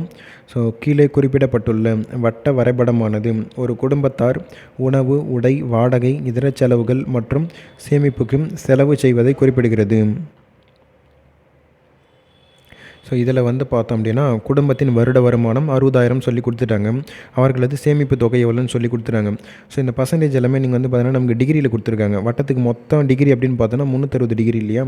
அந்த 360 டிகிரி தான் நமக்கு 60,000 அப்படின்னா நமக்கு தேவை சேமிப்புக்கு வந்து பார்த்தோம்னா நமக்கு கொடுக்கல. அப்போ இந்த மொத்த டிகிரி நீங்கள் ஆட் பண்ணிங்கன்னா வந்து 360 வருமா. மொத்தம் 360 தெரியும். அதில் கொடுத்துருக்கிற டிகிரிஸ்லாம் நீங்கள் ஆட் பண்ணிங்கன்னா 324 வரும். அந்த 324 360 கழிச்சிட்டிங்க அப்படின்னா நமக்கு சேமிப்புக்கு எவ்வளோ டிகிரி இருக்குதுன்னு சொல்லிட்டு தெரிஞ்சிடும். ஸோ 36 டிகிரின்னு வந்துடும். ஸோ 360 டிகிரி தான் நமக்கு 60,000 அப்படின்னா 36 டிகிரி எவ்வளோ, அதுதான் நமக்கு கொஷினாக கேட்குறாங்க. ஸோ 60,000 இன்ட்டு ஒரு 36 டிவைட் பை 3,360. ஸோ அப்படியே கேன்சலேஷன் பண்ணிங்க அப்படின்னா நமக்கு வந்து 6,000 அப்படின்னு சொல்லிட்டு வந்துடும் ஆன்சரு. சேமிப்புக்கான தொகை மட்டும் ஒரு 6,000 ரூபாய். ஸோ செகண்ட் ஒரு சம்மு. இந்த எளிய வட்ட விளக்கப்படத்திலிருந்து மாணவர்கள் வந்து பார்த்தோன்னா முதல் வகுப்பு தேர்ச்சி பெற்றவர்களது விழுக்காடு என்ன. ஸோ ஒரு பை சார்ட் கொடுத்துட்டாங்க. இதில் வந்து பார்த்தோன்னா முதல் விழுக்காட்டில் தேர்ச்சி பெற்றவர்கள். ஸோ இப்போ மொத்தமாக டிகிரியில் தானே கொடுத்துருக்காங்க நமக்கு. ஸோ மொத்தமாக டிகிரி எவ்வளோ, மொத்தமாக நம்ம ஆட் பண்ணால் 360 டிகிரின்னு வரும். ஸோ நமக்கு அமௌண்ட்டெல்லாம் எதனா ஃபிக்ஸ் பண்ணியிருக்காங்களா, அதேமாதிரி பர்சன்டேஜ்லாம் கொடுத்துருக்காங்களா கேட்டால் கிடையாது. சரி 360 டிகிரி நான் வந்து 100% வச்சுக்கிறேன். எனக்கு தேவை முதல் வகுப்பில் தேர்ச்சி பெற்றவங்க மட்டும் எவ்வளோ, 90 டிகிரி. ஸோ அவங்க எவ்வளோ பர்சன்டேஜில் இருக்காங்கன்றது மட்டும் எனக்கு வேணும். மொத்தமாக இருக்குது 100%. அப்போ எனக்கு இந்த பர்சன்டேஜ் மட்டும் எவ்வளோ வேணும் அப்படின்ற மாதிரி கண்டுபிடிச்சா போதும். So 90 × 100 divide by 360. So cancellation பண்ணிங்க அப்படின்னா 25% வரும். முதல் வகுப்பில் தேர்ச்சி பெற்றவங்களை மட்டும் ஒரு 25% வந்து இருக்காங்க. ஸோ ஒருவரின் மாத வருமானம் 28,000. அவருடைய செலவினமும் சேமிப்பும் படத்தில் கொடுக்கப்பட்டுள்ளது. உணவிற்கும் சேமிப்பிற்கும் உள்ள விகிதம் அப்படின்ற மாதிரி கேட்டிருக்காங்களா. ஒருவரின் மாத வருமானம் 28,000. அவருடைய செலவினமும் சேமிப்பும் படத்தில் கொடுக்கப்பட்டுள்ளது. உணவிற்கும் சேமிப்பிற்கும் இடையே உள்ள விகிதம் தான் கேட்குறாங்க. ஸோ பர்சன்டேஜில் தான் நமக்கு எடுக்கிறாங்க. அப்போ அந்த அமௌண்ட்டுன்றது நமக்கு இங்கே தேவைப்படாது. அப்போது நமக்கு உணவுக்கும் சேமிப்புக்கும்னு பார்த்தோன்னா 45% இங்கே ஒரு 50%. ஸோ அதுக்கான பர்சன்டேஜ் தான் நம்ம கண்டுபிடிக்கணும். ஸோ நம்ம வந்து பார்த்தோன்னா பெரிய பர்சன்டேஜ் கீழே போட்டுப்போம், சின்ன பர்சன்டேஜ் மேலே போட்டுப்போம். 15/45 × 100. ஸோ அப்படியே கேன்சலேஷன் பண்ணிங்க அப்படின்னா 33.3% சொல்லிட்டு வர ஆன்சர் நமக்கு. ஒருவரின் மாத வருமானம் ரூபாய் 28,000. அவருடைய செலவினமும் சேமிப்பும் படத்தில் கொடுக்கப்பட்டுள்ளது. அவர் பொழுதுபோக்கிற்கு செலவிடும் தொகை யாது? ஸோ இங்கே என்ன பண்ணிங்க, மொத்த பர்சன்டேஜ் நீங்கள் ஆட் பண்ணிங்க அப்படின்னா 100ன்னு சொல்லிட்டு வந்துடும். கொடுத்துருக்கிற பர்சன்டேஜ் எல்லாம் ஆட் பண்ணிங்கன்னா 100ன்னு தெரியும். அந்த 100 தான் நமக்கு 28,000ன்ட்டு தெரியும். நமக்கு தேவை எவ்வளோனா பொழுதுபோக்கிற்காக செலவிடுது. பொழுதுபோக்குக்கு எவ்வளோ, ஒரு 7%. ஸோ 100% தான் 28,000னா அப்போ 7%ன்றது எவ்வளோ, 1960. கொடுக்கப்பட்ட வட்ட வரைபடமானது ஒரு குடும்பத்தின் ஒரு வருட செலவினமும் மற்றும் சேமிப்பை காட்டுகிறது. அக்குடும்பத்தின் வந்து பார்த்தீங்கன்னா மொத்த வருமானம் 75,000 எனில் கல்விக்காக செலவிடப்படும் தொகை எவ்வளோன்னு கேட்டுக்கிறாங்களா. ஸோ இந்த பை சார்ட்டில் இருக்கிற மொத்தம் ஆட் பண்ணிங்கன்னா 100% தான் நமக்கு 75,000 அப்படின்னா நமக்கு தேவையானது எதை கேட்குறாங்கன்னா கல்விக்காக. ஸோ கல்விக்காக எவ்வளோ செலவிடுறாருன்னு பார்த்தீங்கன்னா ஒரு 12%. 100% 75,000னா 12%ன்றது ஸோ 9,000 சொல்லிட்டு வந்துடும். ஒருவரின் மாத வருமானம் ரூபாய் 24,000. அவருடைய செலவினமும் சேமிப்பும் படத்தில் கொடுக்கப்பட்டுள்ளது. அவர் வாடகைக்கு செலவிடும் தொகை எவ்வளோன்னு கேட்டிருக்காங்க. ஸோ இந்த பர்சன்டேஜெலாம் ஆட் பண்ணுங்கள், 100ன்னு வரும். 100 தான் 24,000 அப்படின்னா நமக்கு தேவை வாடகைக்கு தானே கேட்குறாங்க. அந்த 14%ன்றது எவ்வளோன்னு பார்த்தோம்னா ஒரு 3,360ன்னு சொல்லிட்டு வரும். ஸோ அதே மாதிரி சம்ம தான் இதுவுமே. ஸோ 9,000 மாத சம்பளம். அவர் வந்து பார்த்தோன்னா அதில் உணவிற்காக செலவிடும் சதவீதம் மட்டும் கேட்டுக்கிறாங்களா. ஸோ டிகிரியில் கொடுத்துருக்காங்க. மொத்த டிகிரி வட்டத்துக்கு வந்து பார்த்தீங்கன்னா மொத்தமே இருக்குது மொத்தம் 360 டிகிரி தான். ஸோ 360 டிகிரி தான் நமக்கு வந்து பார்த்தோன்னா 9,000 அப்படின்னா ஸோ நமக்கு உணவிற்காக செலவிடக்கூடிய அந்த அமௌண்ட்டு தான் கேட்டிருக்காங்க. 144 டிகிரி எவ்வளோன்னு பார்த்தோம்னா ஸோ 3,600ன்னு சொல்லிட்டு வந்துடும். ஸோ அதிலே வந்து பார்த்தோன்னா பர்சன்டேஜ் கேட்டிருக்காங்க. ஸோ அப்போது நமக்கு தேவை என்னென்னா நம்ம வந்திருக்கிறது 3,600 டிவைடட் பை ஸ்டார்டிங் வேல்யூ, அதாவது அடக்க விலை அப்படின்ற மாதிரி எடுத்துப்போமா. ஸோ இதெல்லாம் வந்து பர்சன்டேஜ் நம்ம பார்ப்போம் ப்ராஃபிட் அண்ட் லாஸ்லாம். அப்போ உங்களுக்கு இதெல்லாம் நல்லா தெளிவாக புரிஞ்சிடும். So 3,600 divided by starting value வந்து பார்த்தீங்கன்னா 9,000. ஸோ இன்ட்டு ஒரு 100. ஸோ அப்படியே 0000 இதெல்லாம் கேன்சலேஷன் பண்ணிங்க அப்படின்னா ஸோ 40% அப்படின்னு வந்து நிற்கும். திரு ராமின் மாத வருமானம் ரூபாய் 24,000 பின்வரும் வழிகளில் செலவிடுகிறார். அவர் சேமிப்பை காட்டிலும் உணவிற்காக எத்தனை சதவீதம் அதிகம் வந்து செலவழிக்கிறார். அதாவது சேமிப்பும் உணவு. அப்போ முதல்ல அது ரெண்டுத்துக்குமான பர்சன்டேஜ் நான் கண்டுபிடிக்கணும். கண்டுபிடிச்சி அதுக்கான டிஃப்ரெண்ட் பார்த்தோம் அப்படின்னா இதை விட இது எவ்வளோன்னு சொல்லி நமக்கு தெரிஞ்சிடும். ஸோ மொத்த அமௌண்ட் வந்து பார்த்தீங்கன்னா 24,000. ஸோ அதுக்கு வந்து பார்த்தீங்கன்னா நமக்கு எல்லாமே அமௌண்ட்லேயே தான் கொடுத்துருக்குறாங்க. பர்சன்டேஜ் எவ்வளோன்னு தெரியல. ஸோ மொத்த அமௌண்ட்டு நான் 100% வச்சுக்கிறேன். ஸோ உணவு வந்து பார்த்தீங்கன்னா 6,000. ஸோ அது எவ்வளோ பர்சன்டேஜ்னு பார்த்தோன்னா 25% வந்துடும். ஸோ அடுத்ததாக வந்து பார்த்தீங்கன்னா மொத்த அமௌண்ட்டு 100%. ரெண்டாவது சேமிப்புக்கு 4,500 அது எவ்வளோ சதவீதம்னு சொல்லிட்டு நான் கண்டுபிடிக்கணும். ஸோ அப்போது சேமிப்புக்கு வந்து பார்த்தீங்கன்னா ஒரு 18.75, உணவுக்கு வந்து பார்த்தீங்கன்னா ஒரு 25%. ஸோ அப்போ இது ரெண்டுத்துக்குமான வித்தியாசம் பார்த்தோம்னா அதை விட இது 6.25% அதிகமாக இருக்குது. ஸோ கீழே உள்ள வட்ட விளக்க வரைபடமானது ஒரு நகரத்தின் வந்து பார்த்தீங்கன்னா கல்வி அறிவு பெற்ற மற்றும் பெறாத ஆண்கள் மற்றும் பெண்களை குறிக்கிறது. மொத்தமாக வந்து பார்த்தீங்கன்னா 2,50,000 நபர்கள் வந்து பார்த்தோன்னா இருக்காங்க. அதில் கல்வி அறிவு பெற்ற ஆண்களுக்கும் கல்வி அறிவு பெற்ற பெண்களுக்கும் உள்ள வித்தியாசத்தை காண்க. ஸோ அதேமாதிரி தாங்க மொத்தமாக பர்சன்டேஜ் கொடுத்துருக்காங்க. 100ன்னு தான் அதை நம்ம கன்சிடர் பண்ணி ஆகணும். ஆட் பண்ணிங்கனாலும் மொத்தமே 100ன்னு தான் வரும். 8, 35, 24, 33 ஆட் பண்ணிங்கன்னா 100ன்னு வந்துடும். அந்த 100 தான் நமக்கு 2,50,000. நமக்கு தேவை கல்வி அறிவு பெற்றவர்கள், அது வந்து பார்த்தோன்னா 35%. அதேமாதிரி இன்னொன்று பார்த்தோன்னா கல்வி அறிவு பெற்ற பெண்கள் அப்படின்னு பார்த்தோம்னா அது ஒரு 33%. ஸோ ரெண்டுத்துக்கும் தனித்தனியாக கண்டுபிடிங்க, வேல்யூ வரும். அப்புறமா அது ரெண்டு வேல்யூமே வந்து பார்த்தோன்னா கழிச்சிடுங்க. ஸோ என்னென்ன வேல்யூ வரும்னா 87,500ன்னு சொல்லிட்டு வரும். ஸோ அது 82,500ன்னு வரும். ரெண்டுத்துக்கும் வித்தியாசத்தை பார்த்திங்க அப்படின்னா 5,000 சொல்லிட்டு வரும். ஸோ நெக்ஸ்ட்டு ஒரு டாபிக் பார்த்தோம்னா டைஸ், பகடைகள். ஸோ இங்கேருந்து வந்து பார்த்திங்கன்னா ஒரு கொஸ்டின் நமக்கு குரூப் 4ல் வந்துருந்தது. ஸோ நமக்கு வந்து பார்த்தீங்கன்னா காட்சி காரணவியலை பொறுத்த வரைக்கும் 2 கொஸ்டின் எடுத்திருந்தாங்கன்னு பார்த்தோம் இல்லையா. ஒரு கொஸ்டின் வந்து பார்த்திங்கன்னா மேலே நம்ம பார்த்துட்டோம். ஸோ இப்போ இங்கே ஒரு ஃபிகர் ஆஃப் கவுண்டிங்கில் வந்து பார்த்திங்கன்னா ஒரு கொஸ்டின் இருந்தது. இப்போ டைஸில் வந்து பார்த்திங்கன்னா ஒரு கொஸ்டின் இருக்குது. அதேமாரி பகடைகள் ரொம்ப ரொம்ப முக்கியம். ஏன்னா இங்கேருந்து வந்து பார்த்திங்கன்னா டிஃப்ரெண்ட் டைப்பில் நமக்கு கொஸ்டின் வந்துகிட்டே தான் இருக்குது. ஸோ இங்கே நிறைய நீங்கள் ப்ராக்டிஸ் பண்ணால் மட்டும்தான் இப்போ வரக்கூடிய குரூப் 4 எக்ஸாமில் இருந்துமே இங்கேருந்து ஒரு கொஷின் வந்து எடுப்பாங்க. ஏன்னா பகடை வந்து ரொம்ப ரொம்ப ஒரு இம்பார்ட்டண்ட்டான ஒரு டாபிக் இது. ஸோ அதில் ஒரு 3 டைப்பில் சம்ஸ் இருக்குது. நம்ம அதை பார்த்துட்டோம் அப்படின்னா இங்கே வரக்கூடிய சம்ஸ் எது வந்தாலும் நம்ம ஆன்சர் பண்ணிவிடுவோம். ஒரு பகடையின் இரு நிலைகள் வந்து பார்த்தீங்கன்னா கீழே படமாக தரப்பட்டுள்ளன.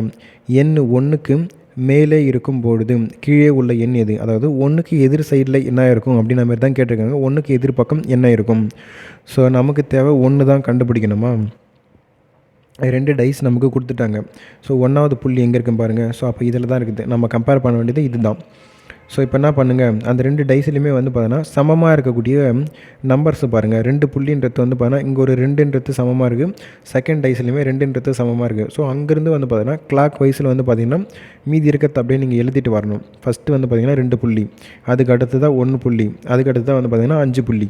கடிகாரம் சுற்றுற திசையை நோக்கி 2, அதுக்கப்புறமா 1வது புள்ளி, 3வது புள்ளி. ஏன்னா இப்போ செகண்ட் டைஸ்லேயும் வந்து பாருங்கள் 2 புள்ளின்றது இருக்குதா, அதுக்கு அடுத்து தான் 6 புள்ளி, அதுக்கு அடுத்து தான் 3 புள்ளி.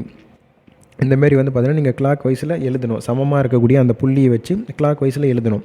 அப்புறமா இதில் பார்த்தீங்கன்னா நமக்கு தேவையானது 1, அதாவது 1, அந்த 1க்கு எதிர்த்தாப்பில் என்ன இருக்குதுன்னு பார்த்தீங்கன்னா ஒரு 6 புள்ளி இருக்குது. அப்போ 1க்கு எதிர்த்தாப்பில் 6ன்ற நம்பர் தான் இருக்கும். ஸோ இந்த மாதிரி நிறைய கொஞ்சம் புரியாத மாதிரி இருக்கும் ஸ்டார்டிங்கில். ஒரு நிறைய சம்ஸ் இதில் இருக்குது. அதெல்லாம் நீங்கள் பார்க்கும்போது இதெல்லாம் அப்படியே வந்து ஜுசிபி மாதிரி வந்து தட்டி தூக்கிட்டு போயினே இருந்துடலாம். ஸோ அடுத்ததாக இன்னொரு சம் வந்து பார்க்கலாமா? ஒரு பகடையின் வேறுபட்ட நிலைகள் கீழே கொடுக்கப்பட்டுள்ளன. எண் 1 என்ற பக்கத்திற்கு எதிர்பக்கம் எந்த எண் வரக்கூடும் அப்படின்னு கேட்டாங்க. அதேமாரி தான். ஸோ 1க்கு எதிர் சைடில் என்ன இருக்குன்னு சொல்லி கேட்டாங்கன்னா இங்கே 3 டைஸ் கொடுத்துருக்காங்களா, 1ன்ற நம்பர் தான் நாம் கண்டுபிடிக்கணும். அதுக்கு ஆப்போசிட் சைடு. அப்போ நமக்கு கண்டுபிடிக்க வேண்டிய பகடை என்பது 3வது பகடை தான் இருக்குது. மற்ற 2 பக்கத்தில் எதை வேணாலும் வச்சு நம்ம கம்பேரிசன் பண்ணிக்கலாம். ஸோ அதேமாரி நான் கண்டுபிடிக்க வேண்டியது 3வது பகடையில் இருக்குது. ஸோ அதில் இருக்கக்கூடிய நம்பரு மற்ற 2 பகடையில் ஏதாவது சேமாக இருக்குதுன்னு பாருங்களேன். ஸோ 2வது பகடையே வந்து பார்த்தீங்கன்னா சேமாக இருக்குது. 2ன்ற நம்பர் சேமாக இருக்குதுங்களா? அப்போ அந்த 2ன்ற நம்பரை வச்சு நான் வந்து கிளாக் வைஸ் வந்து பார்த்தீங்கன்னா எழுத போகிறேன். ஸோ நான் கண்டுபிடிக்க வேண்டிய பகடை சரி செகண்ட் பகடைகள்னு பார்த்தீங்கன்னா 2 இருக்குதுங்களா? ஸோ 2க்கு வயசு நான் 2 வச்சுட்டு அதுக்கப்புறம் கிளாக் வைஸ் எழுதுகிறேன். ஸோ 2, அதுக்கு அடுத்தது 6, அதுக்கு அடுத்தது தான் 4. ஸோ அதேமாரி நாம் கண்டுபிடிக்க வேண்டிய பகடை இருக்குதுங்களா? அங்கேயுமே போங்க. ஏன்னா 2 சமமாக இருக்கிற நம்பர் தான் மேலே வச்சு கரெக்டாக கிளாக் வைஸ் எழுதிட்டு வரணும். 2, அதுக்கு அடுத்து தான் 3, அதுக்கு அடுத்து தான் 1. இப்போ நம்ம வந்து பார்த்திங்கன்னா 1க்கு எதிர்பக்கமாக எது இருக்குது? 4 இருக்குது. ஸோ அப்போ அதுதான் ஆன்சரு. ஸோ அடுத்தது ஒரு சம்மை பார்ப்போம். 2 புள்ளிகள் உள்ள முகத்திற்கு எதிரே உள்ள முகத்தில் எத்தனை புள்ளிகள் உள்ளன? ஸோ அதேமாரி தான் 2க்கு வந்து பார்த்திங்கன்னா ஆப்போசிட் சைடில் என்ன இருக்குதுன்னு கேட்குறாங்க. நம்ம கண்டுபிடிக்க வேண்டியது எங்கே இருக்குதுன்னு பார்த்தோம்னா 2ன்ற புள்ளி வந்து 1வது டைஸில் இருக்குது. ஸோ அப்போ மற்ற ஏதாச்சும் நான் 2 டைஸில் ஏதாவது ஒரு டைஸ் வச்சு கம்பேர் பண்ண போகிறேன் நான்.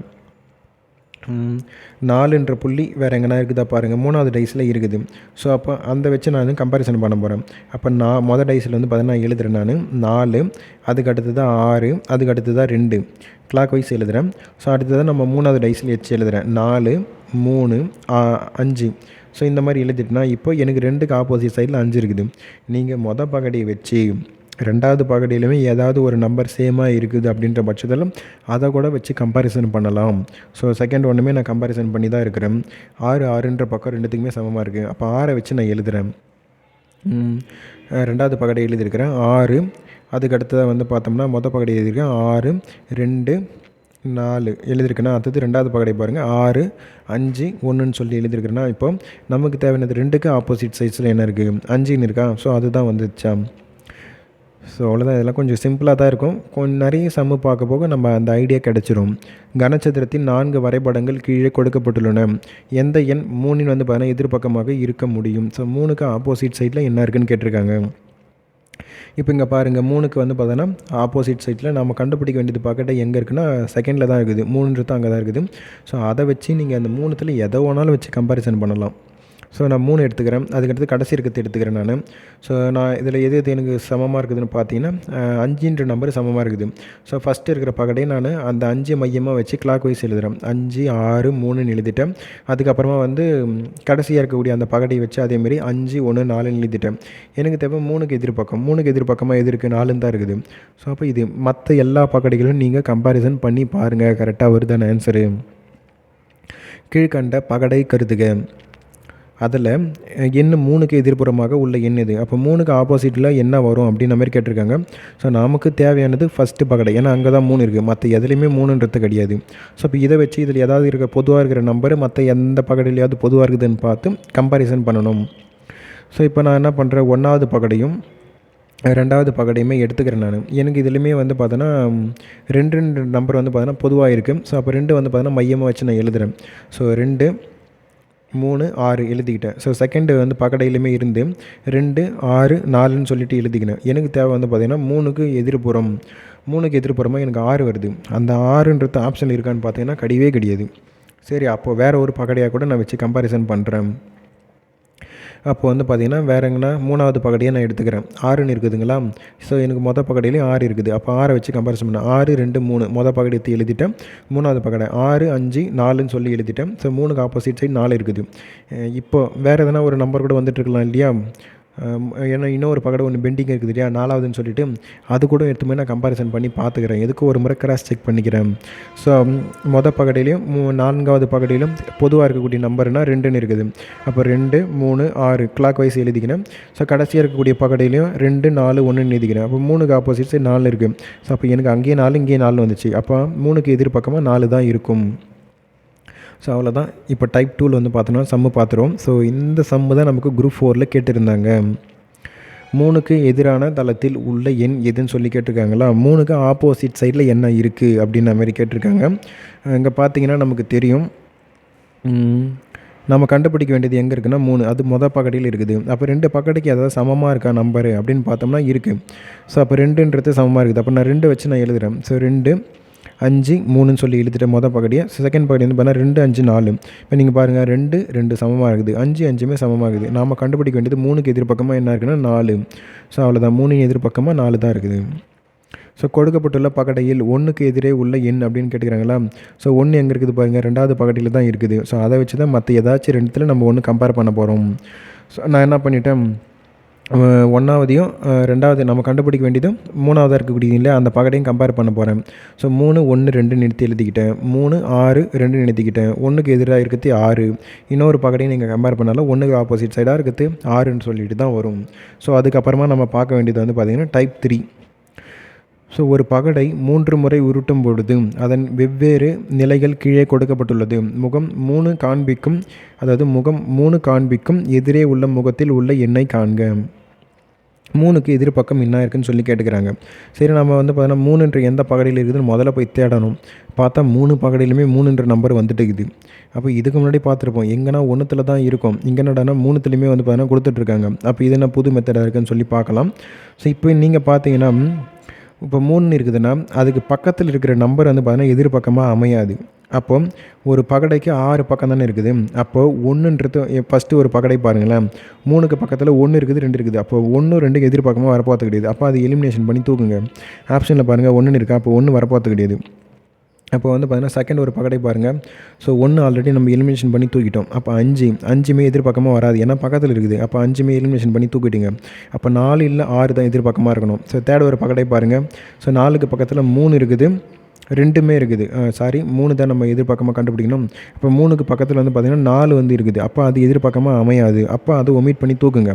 ஸோ அடுத்து தான் 2மே வராது. அப்போ ரிமைனிங் என்ன நம்பர் நமக்கு இருக்குதுன்னு பார்த்தா 6 தான் இருக்குது. அப்போ 3க்கு எதிர்பக்கமாக 6 தான் இருக்குது.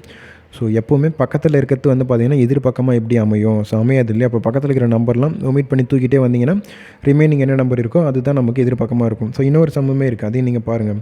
ஸோ படத்தில் பகடையின் 4 நிலைகள் உள்ளன. முக எண் 3க்கு எதிர்ப்புறமாக உள்ள எண் யாது. பாருங்கள், 4 பகடையிலையுமே வந்து பார்த்தீங்கன்னா 3ன்ற நம்பர் வந்து பார்த்தீங்கன்னா கொடுத்து வச்சுக்கணும். 3 பகடையிலுமே இருக்குதுங்களா. அப்போ 3க்கு பக்கத்தில் 5ன்றது வரப்போகுது, 3க்கு பக்கத்தில் 5 இருக்குது 6 இருக்குது. அப்போ அது நிச்சயமாக வரப்போகிறது கிடையாது. நமக்கு ஆப்ஷனில் பாருங்கள் டி வந்து பார்த்தீங்கன்னா ஒமிட்டடு. அதுக்கு அடுத்ததாக வந்து செகண்ட் பகடை பாருங்கள். ஸோ 3க்கு பக்கத்தில் 6 இருக்குது 2 இருக்குது. அப்போ வந்து பார்த்தீங்கன்னா ஆப்ஷன் பி வந்து பார்த்தீங்கன்னா எலிமினேட் பண்ணி தூக்கிட்டோம். ஸோ அடுத்ததாக வந்து பார்த்தோம்னா 3வது பகடை பாருங்கள். 4 இருக்குது 5 இருக்குது. 4 பக்கத்தில் வர போதில்லை, 5 பக்கத்தில் வர போதில்லை. அப்போ பிசிடி வந்து பார்த்தீங்கன்னா நமக்கு வரவே வராது, ஆப்ஷனில் கிடையவே கிடையாது. அப்போ 3க்கு எதிர்ப்புறமாக என்ன நம்பர் இருக்கும்னா 1 மட்டும்தான் இருக்கும். அப்புறமா இது வந்து பார்த்தீங்கன்னா கொஞ்சம் கலர் வச்சு கொடுத்துருக்காங்க. நீல நிறத்தின் வந்து பார்த்தீங்கன்னா எதிர்த்தளம் எந்த நிறத்தில் இருக்கும். ஸோ நீலத்துக்கு வந்து பார்த்திங்கன்னா நமக்கு வந்து 3 பகடையிலுமே நீளம் கொடுத்துருக்காங்க. அப்போது இதை வச்சு ஆப்ஷன் வச்சு தான் நம்ம தூக்கி ஆகணும். ஸோ நீளத்துக்கு பக்கத்தில் வந்து பார்த்தோன்னா பச்சை சிவப்பு என்பது வரப்போகிறது கிடையாது. அதாவது நீளத்துக்கு எதிர்பக்கமாக பச்சையும் சிவப்பும் வராது. அப்போ ஆப்ஷனில் பாருங்கள் டி வந்து பார்த்தீங்கன்னா வராது. அதுக்கு அடுத்ததாக வந்து அப்போ ஏபிசி இந்த 3த்துல ஏதோ ஒன்று தான் இருக்கணும். செகண்ட் ஒரு பகடை பாருங்கள், நீளத்துக்கு பக்கத்தில் சிவப்பும் இருக்குது, ஆரஞ்சு இருக்குது. அப்போ அந்த சிவப்பு ஆப்ஷனில் கிடையாது. அப்போ ஆரஞ்சுன்றது வரப்போகிறது கிடையாது. அப்போ சியும் டியும் வராது. அப்போ ஏபியில் 2த்துல ஏதோ ஒன்று தான் இருக்கும்போது அடுத்த 3வது ஒரு பகடை பாருங்கள், நீளம். அதுக்கு பக்கத்தில் வந்து பார்த்தீங்கன்னா ஊதாவும் பச்சையும் இருக்குது. அப்போ பி வந்து பார்த்தீங்கன்னா ஊதாவும் இருக்குது. ஸோ அது வரப்போகிறது கிடையாது. பச்சை இது ஆப்ஷன்லேயே வந்து பார்த்தீங்கன்னா இருக்குது, அதுவுமே வராதுன்னு தெரியும். அப்போ நீளத்துக்கு எதிர்பக்கமாக என்ன இருக்குதுன்னு பார்த்தா மஞ்சள் தான் இருக்கும். ஏன்னா மீதெல்லாம் பக்கத்தில் இருக்குது. ஸோ பக்கத்தில் இருக்கிறது எதிர்பக்கமாக இருக்காது எப்போவுமே. ஸோ அதுக்கு அடுத்ததாக வந்து பார்த்தோன்னா ஸோ இதுங்கெல்லாம் ஒரே மாதிரியாக இருந்துச்சு அப்படின்னா தான் நம்ம அந்த மெத்தடுக்கு போகிறோம். ஸோ கீழ்காணும் வடிவம் வந்து பார்த்தோன்னா இன்னொரு டைப்பு 4th டைப்பில் பார்க்குறோம். இது இது கீழ்காணும் வடிவம் ஒரு தாயக்கட்டையின் மேல் பரப்பை காட்டுகிறது. கீழே கொடுக்கப்பட்டுள்ள இணைகளில் எது எதிர்பக்கங்களில் அமையாத இணை. ஸோ எது ஆப்போசிட் சைடில் வராதுன்னு கேட்டிருக்காங்க. இதுவுமே ஆப்ஷன் வச்சு தான் நம்ம செக் பண்ணி ஆகணும். இதை நீங்கள் அப்படியே மடித்து பாருங்களேன். மடிச்சிங்கன்னா 1க்கு ஆப்போசிட்டில் 3 இருக்கும், 6க்கு ஆப்போசிட்டில் 5 இருக்கும், 4க்கு ஆப்போசிட்டில் வந்து பார்த்திங்கன்னா 2 இருக்கும். ஓகேங்களா? இந்த நீங்கள் கொஞ்சம் அப்படியே இமேஜினேஷன் பண்ணிக்கோங்க. இப்போ வந்து பார்த்திங்கன்னா நமக்கு எது வராதுன்னு தான் கேட்டுக்கிறாங்க. பாருங்கள், ஃபஸ்ட்டு ஏ ஆப்ஷன் பாருங்கள், 1க்கு ஆப்போசிட்டில் 3 இருக்குமா, அப்போ அது வரும். செகண்ட் ஆப்ஷன் பி பாருங்கள், 6க்கு ஆப்போசிட்டில் 5 இருக்குது, ஸோ அது வரும். அதுக்கடுத்தது சி ஆப்ஷன் பாருங்கள், 2க்கு ஆப்போசிட்டில் வந்து பார்த்திங்கன்னா 4ன்றது இருக்குது, அது வரும். அப்போ 1க்கு ஆப்போசிட்டில் வந்து பார்த்திங்கன்னா 4 வருமானு கேட்டிங்கன்னா இது கிடையாது. 1க்கு ஆப்போசிட்டில் என்ன நம்பர் வரும்? 3 தான் வரும். இங்கே 4ன்னு கொடுத்துருக்காங்க. அப்போ எது இணைய அதாவது எதிர்பக்கங்களில் அமையாத இணை எதுன்னு போது 1 மற்றும் 4 தான் வருது. அப்போ ஆப்ஷன் டி தான் கரெக்டு. அடுத்ததாக வந்து பார்த்தோம்னா சதுரங்க பலகையில் உள்ள மொத்த சதுரங்களின் எண்ணிக்கை என்ன? ஸோ ஒரு சதுரங்க பலகையில் அதாவது ஒரு செஸ் போர்டில் எவ்வளோ சதுரங்கள் இருக்குன்னு கேட்டாங்கன்னா 204. அப்படியே மனப்பாடம் பண்ணி வச்சுக்கோங்க. இதெல்லாம் வந்து ஒரு சதுரங்க பலகையில் எவ்வளோ சதுரங்கள் இருக்கும்னா 204. அதேமாதிரி இன்னொரு கொஸ்டின் இருக்கும், சதுரங்க பலகையில் மொத்தம் எத்தனை செவ்வகங்கள் உள்ள அப்படின்னு கேட்டாங்கன்னா 1296. சதுரங்க பலகையில் எத்தனை சதுரங்கள் இருக்குதுன்னு கேட்டாங்கன்னா 204. எத்தனை செவ்வகங்கள் இருக்குதுன்னு கேட்டாங்கன்னா 1296. இது 2 மட்டும் ஞாபகம் வச்சுக்கோங்க. ஸோ அடுத்ததாக வந்து பார்த்தீங்கன்னா ஒரு டைப் 5 இதிலே பார்க்குறோம். ஒரு கனசதுரத்தின் மேல் பக்கம் வெள்ளை வர்ணமும் மற்ற 5 பக்கங்கள் சிவப்பு வர்ணமும் பூசப்பட்டுள்ளது. இது 64 ஒரே மாதிரியான கனசதுரங்களாக துண்டு போடப்படுகிறது. துண்டு போட வெட்டுகள் கனசதுரத்தின் பக்கங்களுக்கு இணையாக அமைகின்றன. இந்த சிறிய கனசதுரங்களில் எந்த பக்கமும் வர்ணம் பூசப்படாமல் இருக்கும் அப்படின்னு கேட்குறாங்க. எந்த பக்கமும் வர்ணம் பூசப்படாதவை. ஸோ ஒரு கனசதுரம் இருக்குதுங்க, அதில் வந்து பார்த்தீங்கன்னா ஒரு பக்கம் வந்து பார்த்திங்கன்னா ஒயிட் கலரில் பெயிண்ட் இருக்குது, மற்ற 5 பக்கமும் ரெட் கலரில் பெயிண்ட் அடிச்சு வச்சுக்கிறாங்க. இப்போ என்ன பண்ணுறாங்க, ஒரு கத்தி எடுத்து ஒரு 64 பீஸாக வெட்டுறாங்க. எல்லாமே சமமாக தான் ஒரு 64 பீஸாக வெட்டி போட்டாங்க.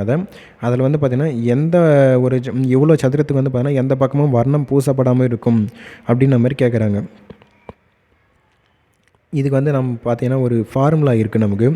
கொஸ்டின் வந்து பார்த்திங்கன்னா 0 சைடு பெயிண்டட், எந்த பக்கமும் வர்ணம் பூசப்படாமல் அப்படின்னா n-2 ஒரு பக்கம் பெயிண்ட் அடிச்சிருக்காங்க அப்படின்னா r × n-2 3 பக்கமும் பெயிண்ட் அடிச்சிருக்காங்க அப்படின்னா அதுக்கு வந்து வெட்டு மட்டும்தான் ஆன்சராக இருக்கும். எப்போவுமே 8 தான் அதுக்கு ஆன்சரு. இப்போ நமக்கு வந்து பார்த்திங்கன்னா n கண்டுபிடிக்கணும் இல்லையா. கொஸ்டின் வந்து பார்த்திங்கன்னா எந்த பக்கமும் வர்ணம் பூசப்படாதவை அப்படின்னா 0 சைடு பெயிண்டடு, n-2 n வந்து தெரிஞ்சாகணும். நமக்கு வந்து 64 கொடுத்துருக்காங்களா, அதை க்யூப் ரூட் எடுத்துருங்க.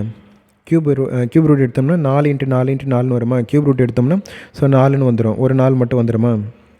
அப்போ n = 4ன்னு தெரியும். அப்படியே எடுத்த மாதிரி சப்ஸ்டிட் பண்ணிங்கன்னா 4 - 2 4 2 போயிடுச்சுன்னு 2ன்னு வந்துடும். அது க்யூப் பண்ணிங்கன்னா 8ன்னு சொல்லிட்டு வந்துடும். So answer is 8. ஸோ இன்னொரு சம்ம பார்ப்போம். ஒரு கனசதுரமானது ஒரே மாதிரியான 27 கனசதுரங்களாக துண்டு போடப்படுகிறது. முதலில் இருந்த கனசதுரம் மேற்புறம் வெள்ளையாகவும் மற்ற 5 பக்கங்கள் சிவப்பாகவும் வர்ணம் பூசப்பட்டிருந்தது. சிறிய கனசதுரங்களில் ஒரே ஒரு பக்கம் சிவப்பாகவும் மற்ற பக்கங்கள் வந்து பார்த்தீங்கன்னா வர்ணம் பூசப்படாமலும் இருக்கும். இங்கே பாருங்கள், 1 சைடு பெயிண்டடு, 0 சைடு பெயிண்டடு. இப்போ ஒரு பக்கம் வந்து பார்த்தீங்கன்னா வர்ணம் பூசப்பட்டு இருக்குது அப்படின்னா இதுக்கான ஃபார்முலா வந்து பார்த்திங்கன்னா ஆர் இன்ட்டு n-2 அதேமாரி எந்த பக்கமும் வர்ணம் பூசப்படவே இல்லை அப்படின்னா n-2 இந்த ரெண்டுத்துக்கு வரணும். நமக்கு 27 கொடுத்துருக்காங்களா, அது கியூப் ரூட் எடுத்தோம்னா 3ன்னு சொல்லிட்டு வந்துடுமா. அப்போது n வந்து 3ன்னு தெரிஞ்சு போச்சு. ஆர் இன்ட்டு ஃபஸ்ட்டு ஒன்று பார்த்தோன்னா ஒரு பக்கம் சிவப்பாகவும், அப்போ ஒன் சைட் பெயிண்டடு, அப்போ ஆர் இன்ட்டு என்னோட வேல்யூ 3 -2 போட்டோம் அப்படின்னா அதுக்கான ஆன்சர் 6ன்னு வந்துடும். 0 சைடு பெயிண்டட் அப்படின்னா n-2 ஸோ வந்து பார்த்தோன்னா என்னோட வேல்யூ 3ன்னு தெரியும். 3 - 2 1ன்னு தெரியும். அப்போ 1 கியூப் பண்ணால் 1ன்னு தெரியும். ஸோ நமக்கு தேவை இப்போ 2 இதுவாக கிடச்சோம். ஒரு பக்கம் சிவப்பாகவும் மற்ற பக்கங்கள் வர்ணம் பூசப்படாமலும். அப்போ 2 வேல்யூ. அப்போ இங்கிருந்து அதை கழிச்சிக்கணும். 6ல் 1 போச்சு அப்படின்னா 5ன்னு சொல்லிட்டு வந்துடும். தனியாக கேட்டாங்கன்னா அப்படியே ஆன்சர் எடுத்து போட்டுருவோம். 2ஆக கேட்டாங்கன்னா கழிச்சு ஆன்சர் போடுவோம். அவ்வளோதான். ஸோ அடுத்ததாக இன்னொரு சமதிலே பார்ப்போம். 4 சென்டிமீட்டர் பக்கம் கொண்ட ஒரு கனசதுரத்தின் அனைத்து பக்கங்களுக்கும் சிவப்பு வர்ணம் பூசிய பின் 1 சென்டிமீட்டர் பக்கம் கொண்ட சிறிய கனசதுரங்களாக பிரிக்கப்பட்டால் அவற்றில் 2 தளங்கள் வந்து பார்த்தீங்கன்னா வர்ணம் பூசப்பட்ட சிறிய கனசதுரங்கள் எத்தனை இருக்கும். ஸோ நமக்கு தேவை என்னென்னா இங்கே ஆன்சர் வந்து பார்த்தீங்கன்னா ஏ கொடுத்துட்டான். அதாவது என் வந்து பார்த்தீங்கன்னா பக்கம், இங்கே வந்து பார்த்தீங்கன்னா பக்கமாக இருக்கிறது ஏ தான் 4, அதுதான் n = 4. 2 தளங்கள் மட்டும் பெயிண்ட் அடிக்கணுங்க. அப்போ நம்ம 0 சைடு பெயிண்டட்னா வந்து பார்த்தோம்னா ஸோ n-2 வந்து பார்த்தீங்கன்னா ஸோ வந்து பார்த்தீங்கன்னா ஒன் சைடு பெயிண்டட் அப்படின்னா வந்து பார்த்தீங்கன்னா r இன்ட்டு n-2 தெரியும். அதேமாதிரி வந்து 3 சைடு பெயிண்டட் அப்படின்னா 8ன்னு தெரியும் ஆன்சரு. அதே வந்து பார்த்தீங்கன்னா 2 சைடு பெயிண்டட் அப்படின்னா இதுக்கு வந்து பார்த்தீங்கன்னா 12 இன்ட்டு n-2 அவ்வளோதான். நமக்கு என்ன தெரியும், ஒரு சைடு பெயிண்டட் அப்படின்னா r இன்ட்டு n-2 போடுவோம். ஜஸ்ட் அந்த மேலே இருக்கிற 2 வந்து பார்த்தீங்கன்னா அந்த 6 கூட மல்டிபிள் ஆயிடுச்சுன்னு நினச்சிக்கோங்களேன். 12 இன்ட்டு n-2 ஜஸ்ட் ஒரு ஞாபகம் வச்சுக்கிறதுக்காக சொன்னேன். இப்போ என்னோட வேல்யூ நமக்கு தெரியும் எவ்வளோ, 4ன்னு சொல்லி கொடுத்துட்டாங்க. அப்போ 4 - 2 போச்சுன்னா 2ன்னு இருக்கும். அப்போ 12 × 2 24, அதான் ஆன்சரு. ஸோ அடுத்ததாக வந்து பார்த்திங்கன்னா மிஸ்ஸிங் ஃபிகர்ஸு. ஸோ விடுபட்ட வரைபடங்களை கண்டுபிடிக்கிறது பார்த்துருவோமா. விடுபட்ட வரைபடத்தை கண்டுபிடி. இப்போ வந்து பார்த்திங்கன்னா ஃபஸ்ட்டு ஒரு 2 கொடுத்துருக்கு, 3 டயக்ராம் இருக்குது. 4வதாக என்ன டயக்ராம் வரும்னு மாரி கேட்டிருக்காங்க. முக்கோணம், சதுரம், அதுக்கப்புறமா வந்து பார்த்திங்கன்னா ஒரு 4 கோடு மாரி போட்டு ஒரு பாக்ஸ் ஒன்று கொடுத்துருக்காங்க. ஸோ அடுத்தது வந்து பார்த்தீங்கன்னா ஃபஸ்ட்டு வந்து பார்த்தீங்கன்னா 3 கோடு இருக்குது, 4 கோடு வருது, அப்புறமா 5 கோடு. இப்போ வந்து பார்த்திங்கன்னா 6 கோடு வரணும். ஸோ அருங்கோணம் அப்படின்ற மாதிரி வந்துச்சுங்களா, நமக்கு ஆப்ஷன் டி தான் நமக்கு வருது. ஸோ இதெல்லாம் நான் உங்களுக்கு இங்கே சொல்லிடுறேன். நீங்கள் அங்கே போய்ட்டு கொஷின் பாருங்கள். அப்போ தான் உங்களுக்கு கொஞ்சம் அந்த டயக்ராம் கிளியராக இருக்கும். ஸோ நம்ம கொஞ்சம் ரஃபாக போட்டதுனால அது சரியாக இருக்காது. ஸோ அடுத்து வரும் வரைபடம் சொல்லி கேட்டிருக்காங்களா. ஃபஸ்ட்டு இந்த டயக்ராம் பாருங்களேன். ஒரு வட்டம் இருக்குது, அதுக்குள்ளே ஒரு சதுரம் இருக்குது, ஒரு முக்கோணம் போட்டு ஒரு டோர் மாரி போட்டிருக்காங்க. அடுத்ததாக ஒரு வட்டம் இருக்குது, அதில் வந்து ஒரு சதுரம் இருக்குது. அந்த முக்கோணத்தை வந்து பார்த்தீங்கன்னா தலையாத்தி போட்டு வச்சுக்கிறாங்க. போட்டு வந்து பார்த்தீங்கன்னா ஒரு வட்டத்தை போட்டு நடுவில் ஒரு கோடு போட்டுக்கிறாங்க. ஸோ இப்போ வந்து 3வதாக இருக்குது, எதை பாருங்கள், அதே மாதிரி இருந்த படம் அதே மாதிரி தாங்குது. அப்போ நெக்ஸ்ட்டு வரப்போகிற படமும் நமக்கு 2வதாக இருக்குது பாருங்களேன், அந்த படம் தான் 4வதாகவும் வரப்போகுது. ஸோ கொஸ்டினில் என்ன கொடுத்துக்குறாங்களோ அதே தான் ஆன்சராகவும் கொடுத்து வச்சுக்கிறாங்க. ஸோ அதே தான் தூக்கி வரப்போகுது. ஸோ 2வது இருக்கக்கூடிய படம் தான் 4வதாக இருக்கக்கூடிய படமாக வரும். ஸோ 3வது கொஸ்டின் பார்த்தோம்னா ஃபஸ்ட்டு ஒரு வட்டம் இருக்குது, வட்டத்துக்குள்ளே ஒரு முக்கோணம் தலைகையாக இருக்குது. ஸோ அப்புறம் அந்த முக்கோணம் வெளியே வந்துச்சு, அந்த வட்டம் வந்து குட்டியாக உள்ளே போயிடுச்சு. ஸோ இப்போ 3வதாக இருக்க படம் பாருங்களேன். ஒரு செவ்வகம் இருக்குது, செவ்வகத்துக்குள்ளே வந்து பார்த்தீங்கன்னா ஒரு சரிவகம் இருக்குது. இப்போ என்ன பண்ணுங்கள், அந்த சரிவகம்ன்றது வெளியே வரப்போகுது, அந்த செவ்வகம்ன்றது உள்ளே போகுது. ஸோ அப்போ அந்த ஆப்ஷன் எங்கே இருக்குதுன்னு பாருங்கள், பி. ஸோ காலியான இடத்தில் எந்த படம் வரும் அப்படின்ற மாதிரி கேட்டுக்கிறாங்களா. ஸோ இந்த டயக்ராம் வந்து பார்த்தீங்கன்னா கொஞ்சம் டிஃபிகல்ட்டாக தான் இருக்கும். ஸோ 4 பாக்ஸு குட்டி குட்டியாக இருக்குது. பாக்ஸுக்கு வந்து பார்த்தீங்கன்னா 2 பாக்ஸுக்கு வந்து பார்த்தீங்கன்னா ஃபஸ்ட்டில் தூக்கிட்டாங்க, லாஸ்ட்டில் தூக்கிட்டாங்க. பார்க்கறதுக்கு பாவம் மாதிரியே இருக்குதா, 2 பக்கமும் அப்படியே திருப்பி போட்டுக்கிறாங்க, 2 ப்ராக்கெட் மாதிரியே இருக்குது. ஸோ 3வது டயக்ராம் என்ன வந்துச்சுன்னு தெரியல. ஆனால் 4வது டயக்ராமுக்கு பார்த்தீங்கன்னா 2த்துக்கு வந்து பார்த்தீங்கன்னா மேலே இருக்கிறது ஒன்றும் கீழே இருக்கிற ஒரு கோடுமே அழிச்சிட்ருக்காங்க. ஸோ அப்புறமா வந்து இங்கே பார்த்தீங்கன்னா தெரியும், அது கீழே இருக்கிற 2 பார்த்தீங்கன்னா 2 ப்ராக்கெட் மாரி போட்டுக்கிறாங்க. அப்போ முதல்ல நம்ம படத்துக்கு வந்து பார்த்தீங்கன்னா வெளியில் இருக்கிறது 2 கோடு அழிச்சாங்கன்னா, அப்போ 3வதாக இருக்கக்கூடிய அங்கன்னா உள்ளே இருக்கக்கூடிய 2 கோடுமே அழிச்சிருக்க போகிறாங்க. வந்து பார்த்தீங்கன்னா ப்ராக்கெட் வந்து பார்த்தீங்கன்னா இப்படி திருப்பி போட்ட மாதிரி இருக்குதுங்களா. இப்போ வந்து பார்த்தீங்கன்னா நம்ம நார்மலாக போடுற அந்த செட் ஆஃப் ப்ராக்கெட் மாரி போடுவாங்க. அப்போ உள்ளே இருக்கிறது வந்து பார்த்தீங்கன்னா அழிச்சிருக்காங்க. ஸோ அப்போ பார்த்தோம்னா ஆப்ஷன் டியை தூக்கி போயிட்டு அங்கே போட்டு பாருங்களேன். ஃபஸ்ட்டு டயக்ராமில் ஃபஸ்ட்டு 2 பக்கமும் அழிச்சிட்டாங்க. செகண்ட் டயக்ராமுக்கு அந்த 2 குட்டி குட்டி பாக்ஸுக்கு வந்து பார்த்தீங்கன்னா உள்ளே இருக்கிற பக்கம் தான் அழிச்சிருக்காங்க. ஸோ இது நீங்களாம் பார்த்தீங்கனாலுமே உங்களுக்கு புரியும். ஸோ நம்ம சொல்லும் போது கரெக்டாக கன்வே ஆகுதான்னு தெரிய மாட்டுது. ஸோ ஆக மொத்தத்தில் வந்து பார்த்திங்கன்னா இந்த டின்ற ஆப்ஷன் தான் நமக்கு 3வதாக இருக்கிறது வரும். ஸோ இங்கே பார்த்தீங்கன்னா அடுத்தது ஒரு 5வது ஒரு சம்மு.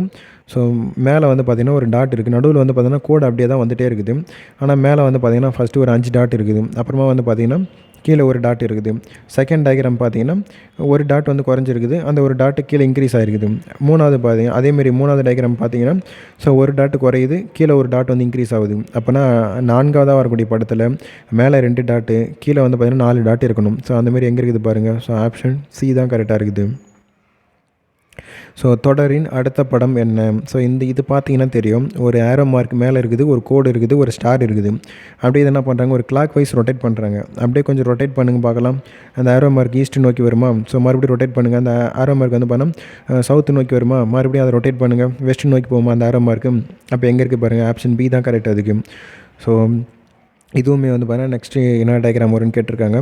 ஸோ இந்த பாருங்களேன், இது வந்து பார்த்தீங்கன்னா அதே மாதிரி தான். இதுவுமே வந்து பார்த்தீங்கன்னா இது வந்து ஆன்டி கிளாக் வைஸ் வந்து பார்த்தீங்கன்னா ரொட்டேட் பண்ணுறாங்க. கடிகார அந்த சுழற்சிக்கு வந்து பார்த்தீங்கன்னா எதிர் திசையில் வந்து பார்த்தீங்கன்னா சுற்றுறாங்க இதை. ஸோ அந்த முட்டையும் வந்து பார்த்தீங்கன்னா அப்படியே திரும்புது. ஸோ அப்படியே வந்து பார்த்திங்கன்னா இது ரொட்டேட் பண்ணிங்கன்னா அந்த ஸ்டார்ன்றது ஈஸ்ட் நோக்கி போகுமா, அந்த சர்க்கிள் டாட்ன்றது வந்து பார்த்தீங்கன்னா வெஸ்ட் நோக்கி, அதாவது வந்து பார்த்தீங்கன்னா நார்த்து நோக்கி போகுமா. ஸோ அப்படியே மறுபடியும் இதை ரொட்டேட் பண்ணாங்க அப்படின்னா அந்த ஸ்டார்ன்றது வந்து பார்த்திங்கன்னா வடக்கு நோக்கி போகும். அந்த டாட் ஒரு சர்க்கிள் போட்டு டாட் வச்சுருக்கிறது வந்து பார்த்திங்கன்னா மேற்கு நோக்கி இருக்கும். ஸோ அப்படியே மறுபடியும் இதை ரொட்டேட் பண்ணுறாங்க. ஸோ மொத்தத்தில் என்னென்னா இது வந்து ஆன்டி கிளாக் வைஸ் ரொட்டேட் பண்ணிட்டே போகிறாங்க. ஸோ அப்படி ரொட்டேட் பண்ணிட்டு போனால் நாலாவதாக இருக்கிறது வந்து பார்த்திங்கன்னா அந்த ஸ்டார்ன்றது நமக்கு வெஸ்ட்டு பார்த்த மாதிரி இருக்கும். ஸோ ஆப்ஷன் வந்து பார்த்திங்கன்னா சி தான் கரெக்டு. ஸோ அது அடுத்ததாக வந்து பார்த்தோம்னா கொடுக்கப்பட்ட தொடரில் அடுத்து வரும் படத்தை காண்க. இங்கே பார்த்தீங்கன்னா ஒரு ஸ்டார் இருக்குது, அதுலேருந்து பார்த்தீங்கன்னா அடியில் இருக்கக்கூடிய அந்த முக்கோணத்துடைய கோடு தூக்கிட்டுக்கிறாங்க. ஸோ செகண்ட் வந்து பார்த்திங்கன்னா தலைகையாக இருக்கக்கூடிய அந்த முக்கோணத்துடைய கோடு தூக்கிட்டுக்கிறாங்க. ஸோ அடுத்ததாக வந்து பார்த்தோம்னா இந்த ஃபஸ்ட்டு அதாவது மேலே பார்த்த மாதிரி இருக்கக்கூடிய அந்த முக்கோணத்தில் சைடில் இருக்கக்கூடிய அந்த ஒரு கோட்டை வந்து தூக்கிட்டாங்க. ஸோ அப்போது அடுத்தது என்ன வரணும்னா அதே மாதிரியே இந்த பக்கம் இருக்கக்கூடிய அந்த கோடு தான் தூக்கிட்டு இருப்பாங்க. தூக்கிட்டு வெறும் எக்ஸ் மட்டும் இருக்கும். கொடுக்கப்பட்ட தொடரில் அடுத்து வரும் படத்தை காண்க. ஸோ இங்கே பார்த்தீங்கன்னா இந்த எக்ஸ் மாதிரி இருக்குதுங்களா, அதை அப்படியே திருப்பி ஒட்ட வச்சா சர்க்கிளாக மாறிடுமா. இங்கே பெருக்கல் மாதிரி இருக்குதுங்களா, இதை அப்படியே திருப்பி ஒட்ட வச்சுன்னா வந்து ஒரு சரிவகை மாரி ஆகிடுமா. ஸோ அவ்வளோதான் அதுக்கு. பின்வரும் தொடரில் அடுத்து வரும் படம். ஸோ இங்கே பாருங்களா, ஒரு முக்கோணத்துக்கு மேலே ஒரு புள்ளி வச்சுருக்காங்க, உள்ளே ஒரு சதுரம் இருக்குது. அப்புறமா அந்த சதுரம் வெளியே வந்துருக்குது, அந்த முக்கோணத்துக்குள்ளே புள்ளி வந்து பார்த்தீங்கன்னா உள்ளே போயிடுச்சு. அதேமாரி வட்டம் இருக்குது, உள்ளே ஒரு முக்கோணம் போட்டு மேலே ஒரு புள்ளி வச்சுருக்காங்க. ஸோ அதேமாரி அந்த வெளியே அந்த முக்கோணம் போகுது, உள்ளே அந்த வட்டம் போகுது, அவ்வளோதான். ஸோ பின் வரும் தொடரில் அடுத்து வரும். ஸோ இங்கே பாருங்களேன், இது வந்து ஒரு செவ்வகம் மாதிரி இருக்குது. ஸோ அடுத்ததாக வந்து பார்த்திங்கன்னா அந்த செவ்வகம் உள்ளே போகுது, வட்டம் என்பது வெளியே வருது. அந்த டாட் வந்து பார்த்திங்கன்னா ரைட் சைடில் இருக்கிறது, லெஃப்ட் சைடு வந்துருக்குது. அடுத்தது இப்போ அதேமாரி இங்கே மேலே பாருங்கள். ஸோ மூணாவதாக இருக்கக்கூடிய அந்த படத்தை பாருங்கள். இப்போ அடுத்ததாக என்ன பார்த்தீங்கன்னா வட்டம் வெளியே போகும்போது, அந்த சதுரம் என்பது உள்ளே வரப்போகுது, லெஃப்ட் சைடு இருக்கக்கூடிய அந்த டாட் என்பது ரைட் சைடு போகுது. அப்படின்னு பார்த்தோம்னா ஆப்ஷன் பி தான் கரெக்டு. கீழே கொடுக்கப்பட்டுள்ள படம் முழுமை அடைய கொடுக்கப்பட்டுள்ள 4 விடைகளில் சரியான விடையை தேர்ந்தெடுத்து காலியான இடத்தில் பொருத்தவும். ஸோ இந்த டயக்ராம் பார்த்திங்கன்னா எந்த ஒரு பீஸை தூக்கி இங்கே எடுத்து பொருத்தணும் அப்படின்னா ஃபிக்ஸடாக இருக்குதுன்னு பார்த்துருப்போமா. ஸோ பாருங்கள் 4 எட்ஜ்லையுமே ஒரு டாட் இருக்குது. ஸோ நமக்கு அந்த 3 படத்துலையுமே வந்து பார்த்தோன்னா பி வராது, சி வராது, டி வராது. ஸோ எக்ஸாக்டாக பொருந்தது எதுன்னு பார்த்தோம்னா ஏவாக தான் இருக்கும். கீழ்காணும் விடைகளில் எதை தேர்ந்தெடுத்து காலியான இடத்தில் பொருத்தினால் படம் முழுமை அடையும்னா வந்து நீங்கள் பாருங்கள் 2 எட்ஜில் இருக்குது, 2 எட்ஜில் வந்து கலர் பண்ணியிருக்காங்க, ஆப்போசிட் சைட்ஸில் இருக்கணும். ஆப்போசிட் சைட்ஸில் 2 எட்ஜு கலரில் வந்து பார்த்தீங்கன்னா எங்கே இருக்குதுன்னு பார்த்தீங்கன்னா ஆப்ஷன் சியில் தான் இருக்குது. அடுத்து வருவது என்ன, ஒரு முக்கோணம், ஒரு சர்க்கிள் இருக்குது உள்ளே, அடுத்ததாக ஒரு சதுரம் இருக்குது, ஒரு பிறைச்சந்திர வடிவத்தில் ஒரு டயக்ராம் இருக்குது. அடுத்ததாக வந்து பார்த்திங்கன்னா ஒரு ஐங்கோணம் இருக்குது, நடுவில் ஒரு முக்கோணம் இருக்குது. ஸோ அடுத்தது என்ன வரும்னு கேட்குறாங்க. ஆக மொத்தம் பாருங்கன்னா 3 கோடு போட்டு ஒரு முக்கோணம், 4 கோடு போட்டு ஒரு சதுரம், 5 கோடு போட்டு ஒரு ஐங்கோணம் இருக்குது. அப்போ 6 கோடு போட்டு ஒரு அருங்கோணம் வரணும். அப்போ அந்த அருங்கோணம் வரணும். ஆனால் அங்கே உள்ளகரை வந்த ஒரு இப்போ உள்ள சர்க்கிள் இருக்குது. அடுத்தது வந்து பார்த்தீங்கன்னா பிறைச்சந்திரம் இருக்குது, அடுத்து வந்து முக்கோணம் இருக்குது. அப்போ வந்த ஒரு டயக்ராமே அடுத்தடுத்து வரல. அப்போ முக்கோணம் என்பது ஏ ஆப்ஷன் இருக்குதா, அப்போ அது வரப்போகிறது கிடையாது. அடுத்ததாக வந்து பாருங்கள் டி ஆப்ஷன் வரப்போகிறது கிடையாது. ஸோ பி ஆப்ஷன் வருமானு பார்த்தீங்கன்னா, அதுக்கு வந்து பார்த்தீங்கன்னா வெறும் 5 பக்கம் தான் இருக்குது. நமக்கு தேவை வந்து பார்த்தீங்கன்னா 6 கோடு வேணும். அதாவது 6 பக்கம் வேணும். ஸோ அப்போ வந்து பார்த்தீங்கன்னா நமக்கு சி ஆப்ஷன் தான் கரெக்டாக இருக்கும். ஸோ அடுத்து வருவது என்ன? ஸோ இங்கே பார்த்தீங்கன்னா இந்த டயக்ராம் அப்படியே கிளாக் வைஸ் ரொட்டேட் பண்ணிட்டே போகிறாங்களா? இல்லைங்க, இது வந்து பார்த்தீங்கன்னா ஆன்டி கிளாக் வைஸ் ரொட்டேட் பண்ணுறாங்க. ஸோ 3வதாக என்ன டயக்ராம் வரும்னு சொல்லி கேட்டிருக்காங்க. ஸோ இது அப்படியே ஆன்டி கிளாக் வைஸ் ரொட்டேட் பண்ணும்போது அந்த ப்ளஸ்ன்றது வந்து பார்த்தீங்கன்னா வெஸ்ட் சைடு பார்த்த மாதிரி இருக்கும், மைனஸ்ன்றது சவுத் சைட் பார்த்த மாதிரி இருக்கும். ஸோ அப்போ ஆப்ஷன் பி தான் கரெக்டாக இருக்கும். ஸோ அடுத்ததாக ஒரு படம் வந்து பார்த்திங்கன்னா, இங்கே வந்து பார்த்தீங்கன்னா ஒரு பீஸா மாதிரி வந்து பார்த்திங்கன்னா அங்கங்கே அப்படி பிச்சு பிச்சு போட்டு வச்சுக்கிறாங்க. இப்போ என்ன பண்ணாங்க, அதை எடுத்து நம்ம ஒட்ட வச்சு பார்த்தோம் அப்படின்னா ஒரு டயக்ராம் வரும். நீங்கள் அந்த எல்லா டயக்ராம்லையும் பார்த்தீங்கன்னா சென்டரில் கோடு வரல. ஸோ நமக்கு வந்து டி ஒமிட் பண்ணிடலாம், சிஎம்ஏ ஒமிட் பண்ணிடலாம், ஏ இல்லை பி ரெண்டுத்தில் ஏதோ ஒன்று தான் வரப்போகுதுன்ற மாதிரி தெரிஞ்சு போச்சு. இப்போ நீங்கள் பார்த்தீங்க அப்படின்னா இந்த சென்டரில் எங்கேயுமே நமக்கு கோடு இல்லை. ஸோ அப்போ இது எல்லாத்தையும் நீங்கள் மெர்ஜ் பண்ணி பார்த்தீங்கன்னா ஆப்ஷன் பி தான் கரெக்டாக இருக்கும். ஸோ அடுத்ததாக பார்த்தோன்னா வந்து ஒரு லெட்டர் ஒன்று கொடுத்துட்டாங்க, என்ற வார்த்தையின் கண்ணாடி பிம்பம். ஸோ வந்து பார்த்தீங்கன்னா மிரர் இமேஜ்னு சொல்லிட்டு கேட்பாங்க. மிரர் இமேஜ்னு இருக்கும், வாட்டர் இமேஜ்னு சொல்லிட்டு கேட்பாங்க. அதேமாரி ஒரு லெட்டர் இருக்குது, அதுக்கு கீழே வந்து பார்த்தீங்கன்னா கண்ணாடி வச்சா, ஒரு லெட்டருக்கு கீழே கண்ணாடி வச்சோம் அப்படின்னா வந்து பார்த்தீங்கன்னா எந்த வித சேஞ்சஸுமே இருக்காது, அதே ரிஃப்ளெக்ஷன் தான் இருக்கும். அதேமாரி வாட்டர் இமேஜ் அப்படின்னு கேட்டாங்கன்னா வந்து நம்ம தண்ணியில் ஒரு உருவத்தை பார்க்குறோம் அப்படின்னா அதுலேயுமே எந்த வித மாற்றமும் இருக்காது, அப்படியே ரிஃப்ளெக்ட் தான் பண்ணும். என்ன நம்பர் இருக்கோ அது அப்படியே ரிஃப்ளெக்ட் ஆகும். கண்ணாடி கீழே வச்சாலும் அதே ரிஃப்ளெக்ஷன் தான் ஆகும், தண்ணியில் நம்ம பார்க்குறோம்னாலும் அதே ரிஃப்ளெக்ஷன் தான் இருக்கும். ஆனால் இது வந்து பார்த்தோன்னா கண்ணாடி பிம்பம், மிரர் இமேஜ் நம்ம ஸ்ட்ரெயிட் ஃபார்வர்டாக இருக்குது. இது நம்ம நேராக பார்க்குறோம், கீழே கண்ணாடி வைக்கல, கண்ணாடி வந்து ஸ்ட்ரைட்டாக வச்சு பார்க்குறோம். அப்படின்னும் போது வந்து பார்த்தீங்கன்னா இடவள மாற்றம் அப்படின்ற மாதிரி நம்ம ஃபிசிக்ஸில் படிச்சிருப்போம். இங்கே பார்த்தீங்க அப்படின்னா இப்போ வந்து பார்த்தீங்கன்னா அந்த கொடுத்துருக்காரு அந்த லெட்டர் அப்படியே திருப்பி எழுதுங்க. ஃபஸ்ட்டு எல்லு அப்புறமா வந்து ஐஇடிஎஸ் திருப்பி எழுதிங்களா, அப்புறமா அந்த ஒவ்வொரு லெட்டருமே நீங்கள் திருப்பி எழுதுங்க. எல்லை வந்து பார்த்தீங்கன்னா அப்படி இப்படி ரொட்டேட் பண்ணி எழுதுங்க.